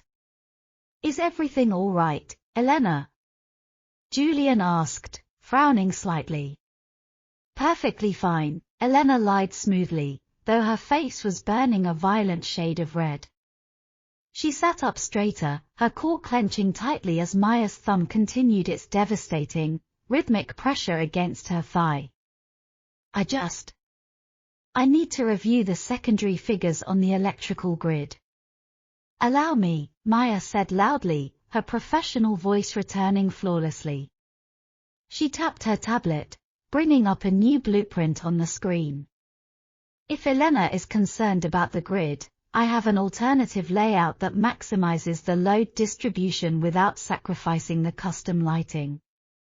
Maya spoke eloquently for the next 10 minutes, captivating the room with her brilliant, chaotic vision. And for the entire 10 minutes, her left hand remained firmly planted on Elena's thigh, tracing slow, hypnotic patterns that were entirely dismantling Elena's sanity piece by piece. It was the most exhilarating, terrifying thing Elena had ever experienced. The extreme contrast between the dry, corporate jargon flying across the room and the intense, scalding intimacy happening in the shadows under the table was an intoxicating drug. When the meeting finally adjourned, the executives packed up their briefcases and filed out of the room. Elena remained frozen in her chair, her entire body flushed and thrumming with residual heat. Maya didn't move either. She waited until the heavy glass door clicked shut, leaving them entirely alone in the sprawling boardroom. The moment the lock engaged, Maya pushed her chair back. She didn't stand up. Instead, she spun her chair to face Elena, her hand moving from Elena's thigh to grip the armrest of Elena's chair, pulling her closer. You are a menace, Elena breathed, her voice a fragile, shaky whisper. I am an artist, Maya corrected softly, a triumphant, devastating smirk playing on her lips. She leaned in, her nose brushing against Elena's cheek. And you, Elena, are a terrible liar. You loved every second of that. Elena closed her eyes, letting out a ragged sigh as she leaned into Maya's space, completely abandoning her defenses. If you do that again in front of Julian Vance, I am going to fire you. You can't fire me, Maya murmured, her lips finding the sensitive skin just below Elena's ear, pressing a hot, lingering kiss there that made Elena's stomach do a violent flip. We're partners. Remember? I hate you, Elena whispered, tangling her fingers into Maya's dark hair, pulling her impossibly closer. Maya chuckled, a dark, rich sound that vibrated against Elena's neck. No, you don't. You just hate that I'm the only one who knows exactly how to tear your blueprints apart. The honeymoon phase of their secret office romance was abruptly violently derailed by a single, catastrophic email on a Friday afternoon. Elena was sitting at her desk, covertly admiring the way the afternoon sun highlighted the sharp line of Maya's jaw across the room, when the notification flashed on her screen. She opened it, scanning the text. The color completely drained from her face. Maya, Elena said, her voice dropping all pretense of their usual playful banter. It was the sharp, commanding tone of a senior partner facing a disaster. Maya looked up from her tablet, instantly recognizing the shift in the atmosphere. She dropped her stylus and crossed the room in 3 long strides. What is it? Did Vance call a surprise board meeting? Worse, Elena murmured, turning the monitor so Maya could read the screen. Our primary Italian stone supplier just filed for bankruptcy. The custom obsidian panels for the kinetic glass centerpiece are sitting in a locked warehouse in Milan, tied up in litigation. We aren't getting them. Maya stared at the screen, a muscle feathering in her cheek.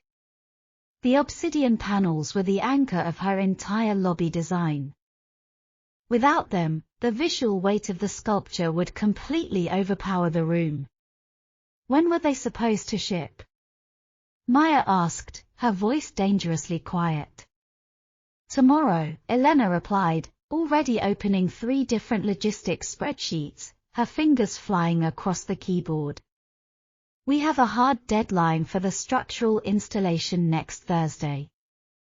If the base isn't laid by then, the union construction crews move on to their next project, and we lose our window. Maya ran a hand through her hair, gripping the dark strands in frustration. We need a substitute. Black granite? No, the light absorption is completely wrong. It has to be something that anchors the light without reflecting it.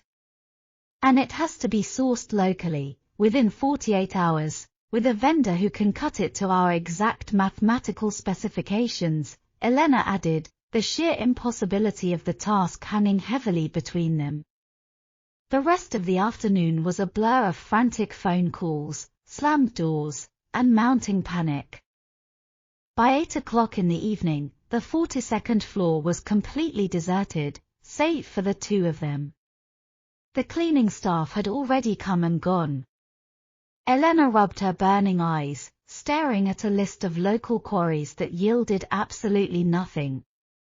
She had spilled half a cup of black coffee onto the sleeve of her pristine silk blouse an hour ago, but she couldn't bring herself to care. This is useless, Maya suddenly announced, slamming her laptop shut with a sharp crack that echoed in the empty office. She looked exhausted, her usual vibrant energy depleted by the relentless stress. We cannot solve this in a sterile corporate box. I can't think. The fluorescent lights are giving me a migraine. Elena looked up, ready to argue that they needed the firm's enterprise software to cross-reference the budget, but one look at Maya's strained expression stopped her. Grab your hard drive, Maya commanded, walking over to the coat rack and throwing her leather jacket over her shoulders. We are leaving. Leaving? Maya, we have less than a week to redesign the base. And we are going to do it at my apartment, Maya said, leaving no room for argument. I have drafting tables, I have good whiskey, and I have a cat who is incredibly therapeutic. Let's go. 45 minutes later, Elena found herself standing in the middle of a sprawling, open-concept loft in Williamsburg, Brooklyn. It was exactly what she would have expected Maya's mind to look like if it were translated into architecture. The walls were exposed, weathered brick. Floor-to-ceiling industrial windows offered a breathtaking, glittering view of the Manhattan skyline across the river. The space was filled with an eclectic mix of vintage velvet furniture, towering bookshelves overflowing with architecture tomes, and half-finished oil paintings leaning against the walls. It was chaotic, vibrant, and incredibly warm. Make yourself at home, Maya called out from the open kitchen, tossing her keys into a ceramic bowl. A massive, fluffy Maine Coon cat immediately hopped onto the kitchen island, demanding Maya's attention. Maya scratched the cat behind the ears before opening the refrigerator. Wine or whiskey, partner? Whiskey, Elena sighed, shedding her charcoal blazer and draping it over a dining chair. She felt entirely out of her element. Her tailored suit felt like restrictive armor in this beautiful, relaxed sanctuary. Maya returned a moment later carrying 2 heavy crystal tumblers filled with amber liquid, and a folded piece of clothing over her arm. She handed Elena a glass, then held out the clothing. It was an oversized, incredibly soft vintage band t-shirt. Your sleeve is ruined, Maya noted softly, her eyes tracing the coffee stain on Elena's silk blouse. Take the armor off, Elena. We are going to be up all night. You might as well be comfortable. Elena hesitated, clutching the whiskey glass. The idea of undressing in Maya's apartment felt dangerously intimate, far more than their hidden touches under the boardroom table. But the sticky, cold coffee stain was unbearable. Bathroom is down the hall to the left, Maya pointed, her gaze softening. When Elena emerged 10 minutes later, wearing the oversized t-shirt and her tailored slacks, she found Maya sitting on the floor of the living area. Maya had pushed the coffee table aside and unfurled a massive, physical blueprint of the lobby across the Persian rug. She was surrounded by fabric swatches, metal samples, and a color wheel. Maya looked up as Elena walked into the room. Her breath hitched visibly. Seeing the impenetrable, ice-cold senior partner wearing her faded t-shirt sent a dangerous thrill straight through Maya's system. Better? Maya asked, her voice dropping an octave. Much, Elena admitted, walking over and sitting down cross-legged on the floor opposite Maya. The scent of Maya's perfume clung to the fabric of the shirt, wrapping Elena in a comforting, invisible embrace. For the next 4 hours, they worked in a frantic, synchronized rhythm.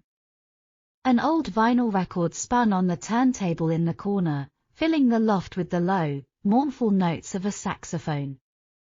They ordered late-night Thai takeout, eating noodles straight from the cardboard boxes while arguing over the tensile strength of reclaimed timber versus forged iron. But as the clock crept past 2 in the morning, the adrenaline began to wear off, replaced by the crushing weight of reality. Maya threw her red marker onto the blueprint in defeat. She pulled her knees up to her chest, burying her face in her hands. It's not going to work, Maya whispered, her voice cracking slightly in the quiet apartment. Every alternative local stone compromises the aesthetic. The iron looks cheap. The timber looks rustic. It ruins the entire narrative of the design. I ruined it. Elena stopped typing on her laptop. She looked across the sea of scattered papers at the woman who was always so impossibly confident. Seeing Maya broken, consumed by self-doubt, triggered a fierce, protective instinct in Elena's chest that completely eclipsed her own exhaustion. Elena pushed her laptop aside and crawled across the blueprint, ignoring the crinkling paper. She stopped right next to Maya, gently prying Maya's hands away from her face. Maya wouldn't look at her. Her dark eyes were fixed on the floor, swimming with unshed tears of frustration. Julian Vance is going to have a field day with this. I promised them a masterpiece, Elena. And I failed. Look at me, Elena commanded softly, her voice carrying none of its usual corporate chill. It was entirely warm, an anchor in the storm. Maya reluctantly lifted her gaze. Elena reached out, her cool fingers cupping Maya's cheek. You did not fail. The supplier failed. The logistics failed. But your design is flawless. A flawless design that cannot be built is just a painting, Elena, Maya argued bitterly, leaning her heavy head into Elena's palm. Then we change the canvas, Elena said, her mind racing, stripping away the panic and relying entirely on her mathematical foundation. She shifted closer, her knee pressing against Maya's. If we cannot find a material to absorb the light, we do the exact opposite. We lean into the reflection. Maya blinked, confusion momentarily replacing the despair. What do you mean? The kinetic glass sculpture is meant to mimic flowing water, correct? Elena asked, picking up a pencil and a blank sheet of tracing paper. She began sketching rapid, precise geometric lines. What if the base isn't meant to anchor it in darkness? What if the base is a mirror? We use polished, architectural-grade stainless steel. It reflects the glass, creating an illusion of infinite depth. It makes the sculpture look like it's floating. Maya stared at the rough sketch taking shape under Elena's pencil. The geometric logic of it was undeniable. The light wouldn't just be absorbed, it would be multiplied. Steel is lightweight, Maya murmured, her architectural brain slowly kicking back into gear. It reduces the foundational load stress by at least 40%. Which means, Elena smiled, a genuine, radiant expression that took Maya's breath away, we don't need the specialized union crews to reinforce the floorboards. We can use our standard contractors. An architectural steel can be sourced and cut in Brooklyn by Monday morning. Maya stared at the sketch, then slowly looked up at Elena. The crushing anxiety that had been suffocating her all evening evaporated, replaced by an overwhelming, tidal wave of awe. You are a genius, Maya whispered, her eyes shining in the dim light of the loft. I am a structural engineer, Elena corrected gently, dropping the pencil. You handle the poetry. I handle the gravity. Remember. Maya didn't say another word. She lunged forward, closing the small distance between them, and tackled Elena backward onto the soft Persian rug. Elena gasped as her back hit the floor, surrounded by the crinkling blueprints. Maya was hovering over her, her hands braced on either side of Elena's head. The exhaustion in Maya's eyes had been entirely replaced by a dark, consuming fire. I am so deeply in love with you, Maya confessed, the words tumbling out of her mouth raw and unfiltered. It was the first time either of them had said it out loud. The truth hung in the air, heavy and undeniable, making the entire world outside the loft completely irrelevant. Elena's heart hammered against her ribs. She looked up into the dark, profound depths of Maya's eyes, realizing that every wall she had ever built had been leading exactly to this moment. Then prove it, Elena challenged softly, a daring, breathless smile playing on her lips. She reached up, wrapping her arms securely around Maya's neck, and pulled her down. The kiss was an explosion of relief and pent-up tension. It was entirely different from the frantic, desperate collision on the rooftop, or the slow worship in the snowbound inn. This was acclaiming. It was deeply emotional, tasting of whiskey and absolute certainty. Maya's lips parted Elena's with a familiar, demanding heat, her tongue exploring the soft interior of Elena's mouth with a desperate hunger. Maya's hands left the floor, sliding under the hem of the oversized t-shirt to find the bare, burning skin of Elena's waist. Elena arched her back, a soft moan vibrating in the back of her throat at the contact. The cool air of the loft was a stark contrast to the scalding heat of Maya's palms dragging up her ribs. Maya. Elena breathed between kisses, her fingers tangling frantically in Maya's thick, dark hair. Maya shifted her weight, moving her leg to press intimately between Elena's thighs. The friction sent a blinding shockwave of pleasure straight to Elena's core. Maya broke the kiss, trailing her lips down Elena's jawline, pressing open-mouthed, searing kisses along the sensitive skin of her neck, right over her erratic pulse. "You saved my project," Maya murmured against her throat, her teeth lightly grazing Elena's collarbone, making Elena gasp and tighten her grip on Maya's shoulders. "You saved me." "We are partners," Elena whispered, her eyes fluttering shut as she surrendered entirely to the sensory overload. The rigid, calculating senior partner was entirely gone, unspooled by the touch of the woman she loved. Maya lifted her head, looking down at Elena. Elena's lips were swollen, her eyes dark with desire, wearing Maya's clothes and lying amidst the blueprints of their shared masterpiece. It was the most beautiful thing Maya had ever seen. Maya shifted her hands, hooking her thumbs into the waistband of Elena's slacks. "Let's move to the couch," she suggested, her voice a low, gravelly rasp that promised absolutely no sleep for the rest of the night. Elena smiled, pulling Maya back down for another devastating kiss. "Lead the way, partner." The relentless, freezing winds of the New York winter had long since surrendered to the balmy, golden evenings of late spring.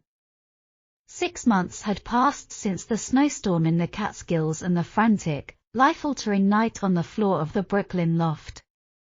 Tonight was the culmination of everything. The grand opening gala of the Aura Hotel. 2 hours before the ribbon-cutting ceremony, the sprawling penthouse suite on the top floor was completely silent, save for the rhythmic ticking of a vintage clock on the mantel and the soft rustle of expensive fabric. Elena stood in front of the floor-to-ceiling mirror, her hands resting on the edge of the mahogany vanity. She had abandoned her usual conservative charcoal suits. Tonight, she wore a custom-tailored, stark white tuxedo. The jacket featured a plunging, razor-sharp neckline with absolutely nothing worn underneath, the crisp lines of the fabric contrasting beautifully against the faint flush of her collarbone. It was an outfit designed to command a room, projecting an aura of untouchable authority. Yet, her hands were trembling slightly. Behind her, the bedroom door clicked open. Elena watched in the mirror as Maya stepped into the room, and the breath entirely left Elena's lungs. Maya wore a sweeping, asymmetrical emerald gown made of liquid silk that clung to every curve of her body before cascading down to the floor. Her dark hair was pinned up in an elegant, chaotic twist, allowing a few loose curls to frame her striking jawline. She looked like a modern goddess of architecture, vibrant and utterly devastating. Maya caught Elena's gaze in the mirror, a soft, incredibly tender smile breaking across her face. She walked up quietly behind Elena, the faint scent of sandalwood immediately calming the erratic hammering of Elena's heart. "You look," Maya murmured, her voice dropping to that specific, gravelly register meant only for closed doors and locked rooms. She came to a stop, her chest brushing against Elena's back. Terrifyingly beautiful. The board of directors won't know what hit them. Elena leaned back into the embrace, closing her eyes as Maya's bare arms wrapped around her waist, pulling her flush. I don't care about the board of directors, Maya. I only care about you. Maya pressed a lingering, open-mouthed kiss to the sensitive skin just below Elena's ear, making Elena shiver in the warm room. But despite the intoxicating touch, Elena could feel a subtle, underlying tension vibrating through Maya's frame. What is it? Elena asked softly, turning around within the circle of Maya's arms to face her. Maya sighed, looking down at the lapels of Elena's white tuxedo. She reached out, adjusting a non-existent crease, her fingers lingering against the white fabric. It's nothing. Just nerves. Downstairs, it's going to be a circus. The press, the investors, Julian Vance pacing around like he built the place himself. Maya paused, her dark eyes flickering up to meet Elena's, revealing a flash of vulnerability she rarely let anyone see. And downstairs, I have to step back. I have to pretend that you are just my colleague. I have to watch other people try to claim your attention, and I have to smile politely while they do it. The words struck Elena like a physical blow. For 6 months, they had carefully navigated the shadows. Stolen kisses in the elevator, disguised weekend trips, leaving the office at staggered times to avoid suspicion. Elena had always justified it as protecting their careers, protecting the project. But looking at Maya now, seeing the quiet resignation in her eyes, Elena realized that protecting her career was slowly breaking the woman she loved. Elena reached up, cupping Maya's cheek. The emerald silk of Maya's dress was smooth beneath Elena's wrist. Maya, Elena said, her voice carrying a profound, absolute certainty that made Maya blink in surprise. You are the center of this project. You are the center of my life. I promise you, after tonight, the pretending is over. Maya offered a bittersweet smile, clearly assuming Elena meant they would finally inform HR on Monday morning. Let's just survive the gala first, partner. She leaned in, capturing Elena's lips for one last, desperate kiss before they had to put their professional armor back on. It tasted of expensive champagne and a deep, aching longing. Half an hour later, they descended into the lobby. The space was a masterpiece. The massive kinetic glass sculpture hung suspended from the vaulted ceiling, rotating in an impossibly slow, fluid motion that mimicked the flow of a river. And directly beneath it sat Elena's contribution, the polished, architectural-grade stainless steel base. The metal acted as a perfect mirror, catching the ambient light and reflecting the glass upward, creating an illusion of infinite, breathtaking depth. The lobby was packed with Manhattan's elite. String quartets played softly in the corners, waiters circulated with trays of caviar, and the flash of press cameras illuminated the room like a localized lightning storm. Elena and Maya stood by the main bar, separated by the required 2 feet of professional distance. To the outside observer, they were 2 architects politely tolerating one another's presence. But underneath the facade, their dynamic hummed with an invisible, electric current. Elena. Maya. The loud, excessively jovial voice cut through the elegant chatter.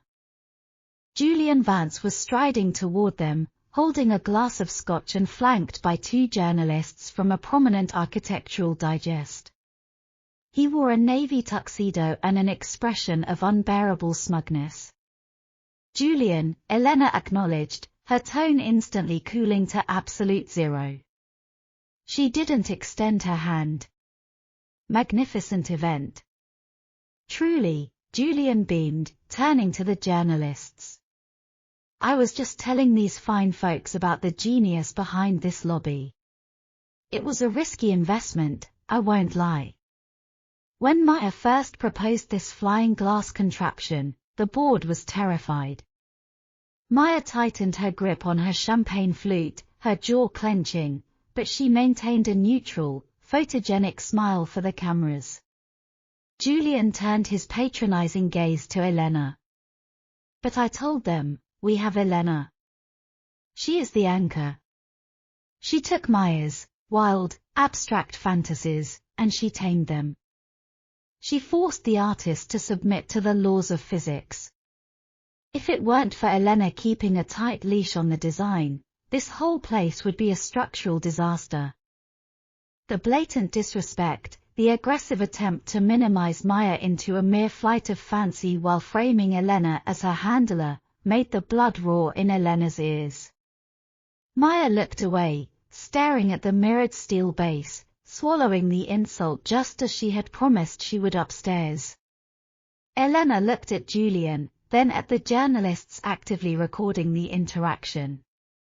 The old Elena, the senior partner obsessed with corporate protocol, would have offered a diplomatic non-answer to placate the investor.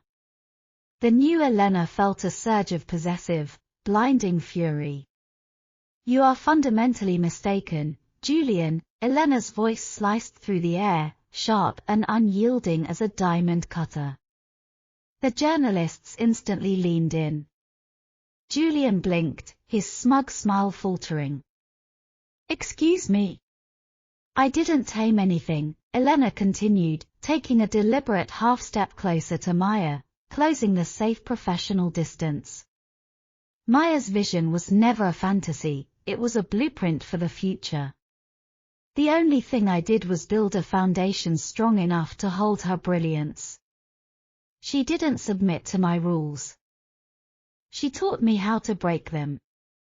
The soul of this hotel belongs entirely to her.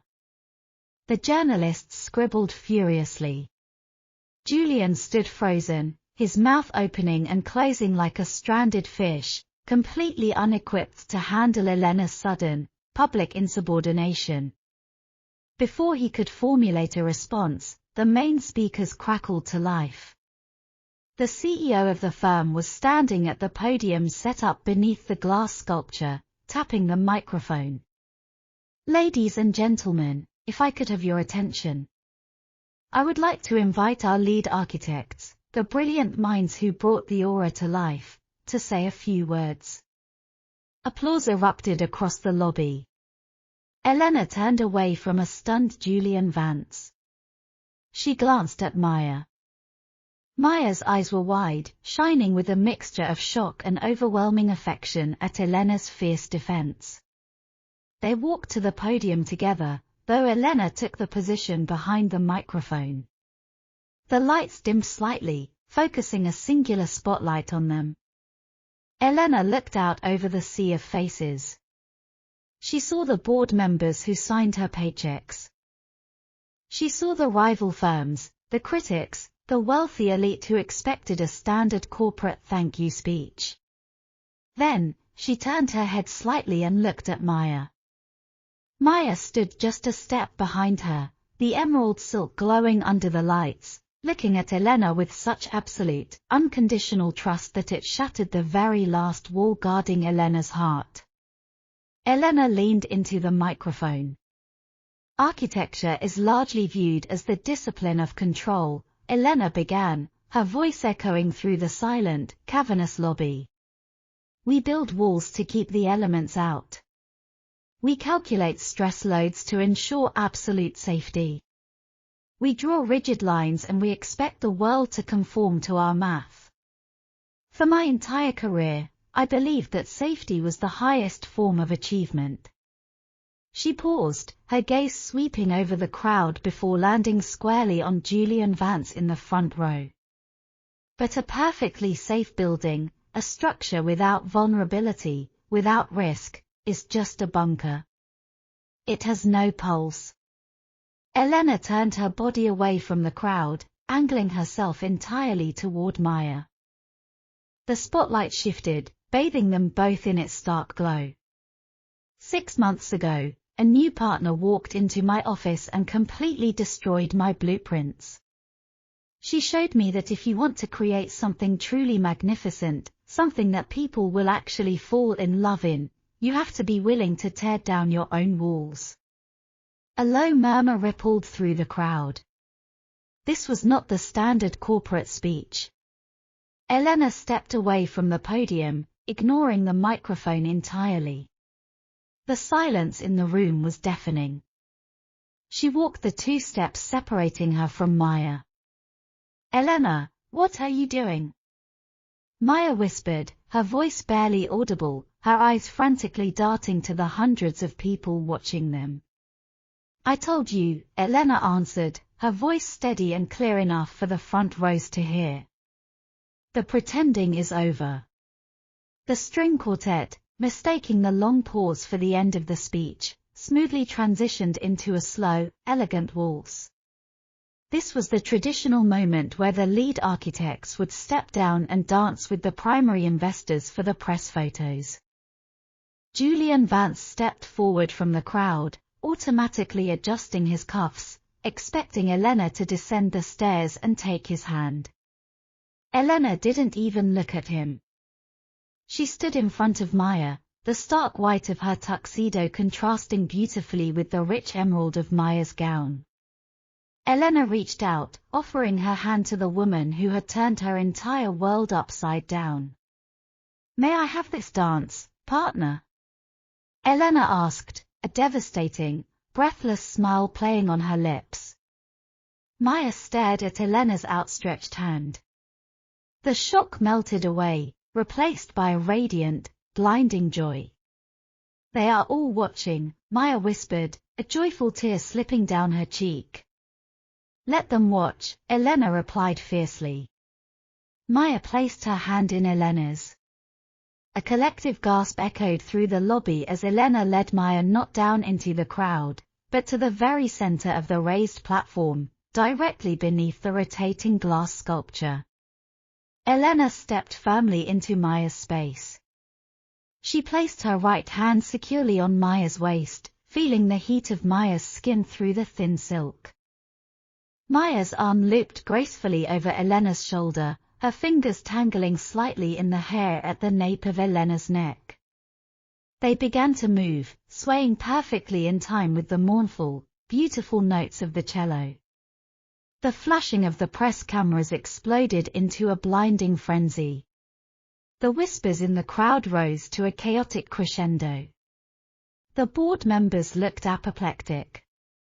But in the center of the platform, enveloped in the scent of sandalwood and the heavy, intoxicating gravity of their connection, Elena felt nothing but absolute peace. Maya looked up into Elena's eyes, her own shining with unshed tears. "You are completely insane. You just hijacked the biggest corporate event of the decade." "I am an engineer," Elena murmured, her hand tightening possessively on Maya's waist, pulling her flush against the white tuxedo. "I just permanently secured my foundation." Elena didn't wait for the music to end. She stopped moving, anchoring her stance on the platform. She looked down at Maya's lips, the familiar, consuming hunger roaring back to life, unrestrained by office doors or hidden shadows. Elena leaned down and kissed her. It wasn't a tentative, polite peck for the cameras. It was a deep, claiming, earth-shattering kiss. Maya let out a soft sound of surrender, her hands sliding up to grip the lapels of Elena's tuxedo, kissing her back with a desperate, beautiful ferocity. The rest of the world, the arrogant investors, the strict corporate policies, the shocked executives, melted away completely. Under the brilliant, fractured light of the kinetic sculpture, surrounded by the empire they had built together, Elena finally stopped playing it safe. She had found her storm, and she was never letting it go. The silence that followed the kiss in the lobby was not one of shock, but of stunned reverence. For a fleeting heartbeat, the entire room seemed to hold its breath. Then, the silence shattered, replaced by a thunderous, overwhelming applause that roared through the vaulted ceiling like a tidal wave. Elena pulled back just enough to see Maya's face. Maya's cheeks were flushed, her dark eyes wide and shimmering with a mixture of disbelief and pure, unadulterated happiness. The chaos of the gala, the flashing cameras, the staring investors, it all blurred into the background, irrelevant against the intensity of the moment. "You," Maya whispered, breathless, her fingers still tangled in the lapels of Elena's tuxedo, "are completely reckless." "I am a structural engineer," Elena countered, a small, genuine smile gracing her lips as she tucked a stray lock of hair behind Maya's ear. "I calculate risks, Maya." And this was the only logical outcome. The weeks that followed were an organized, high-stakes storm. Monday morning at the firm was precisely as Elena had anticipated. The executive board was waiting. The boardroom was tense, filled with the thick, suffocating air of corporate scrutiny. Julian Vance had been the first to file a formal complaint, citing unprofessional conduct and distraction from project objectives. Elena and Maya sat side by side at the head of the table. They didn't hold hands. They didn't exchange lingering glances. They sat with their posture perfectly straight, their expressions neutral and professional. "The gala incident," the CEO began, his voice hard, "has caused significant chatter in the industry. Our reputation is built on reliability, not tabloid headlines. We have to discuss the future of your partnership." Elena didn't wait. She slid a tablet across the table. "Before we discuss conduct," Elena said, her voice steady and icy, "let's discuss the Aura Hotel's performance metrics." She projected the live dashboard onto the wall.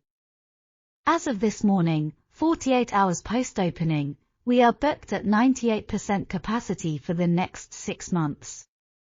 The architectural reviews from the New York Times and Architectural Digest have just been published. Both have named the kinetic glass sculpture the most significant design achievement of the decade.